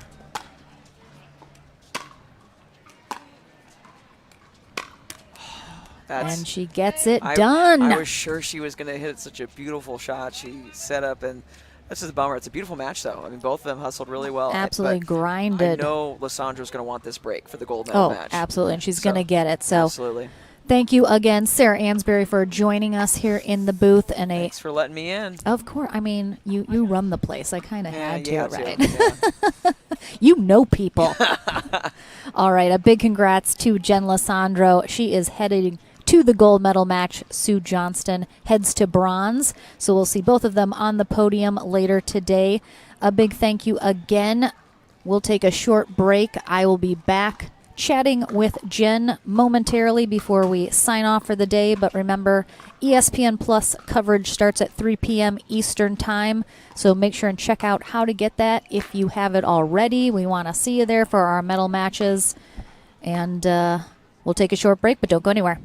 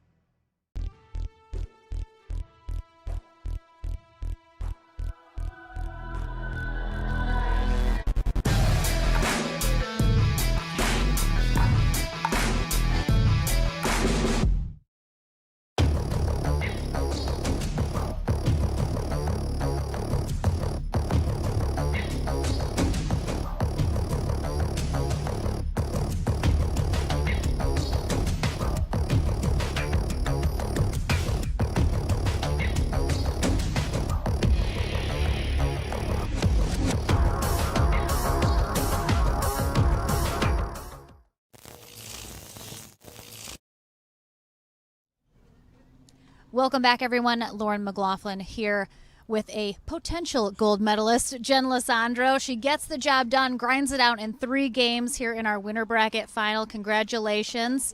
So Sarah Ansbury and I were chatting during. It seems like your comfort zone is really at the baseline with those ground strokes. Would you say that is your singles style of play that you... It might not be what you should do, but is that what you want to do? Well, I came from tennis, so I'm very comfortable grinding from the baseline, but I am working on moving in. So that's kind of my goal, is to work into the net and be a little bit more comfortable there. We all have stuff to work on. It's tiring. You're like, I can't breathe. I'm about to die. But you got it done. You grinded it out. A big congrats. You are headed to the gold medal match. So gold or silver is what you're going home with. So a big congrats already for that. Any strategy going into this next one? Maybe trying to get to that net? To get to the net. I'm exhausted. But no, trying to get to the net and have good volleys up there, and don't be afraid if I miss up there, just try it again and just keep going. So hit one more shot. Hit one more shot. That's all you got to do. Yeah. All right. Well, good luck in that gold medal match. Go take a break. Yeah. Grab some shade, a little AC somewhere, and we'll see you on the podium. Thanks, Lauren. No problem. All right, everybody, we are done for the day. We're signing off here for the weekend. It's been an amazing weekend full of pickleball here at the Hilton Head Open. Go to ESPN Plus for our remaining medal matches for the day. But on behalf of everybody on the crew, Spencer, Mitch, these guys crushed it. They never get on camera, so they don't get the recognition. Come say hi. Come out here. Mitch, get out here. You look so pretty in your shirt. It's Spencer. This is who is running court 2 all weekend long, getting the job done, running those cameras, those amazing replays. So a big thank you. Mitch is camera shy, so he doesn't want to be out. But again, a big thank you to our sponsors, our volunteers, our vendors, everyone here at Palmetto Dunes. It's been an amazing weekend. Beautiful weather. Couldn't have asked for more. So thank you guys for watching so much. We're signing off until next time, right, Spencer? Yeah. See you guys at Nationals. Nationals will be there. Bye, guys. Have a great rest of your weekend wherever you are.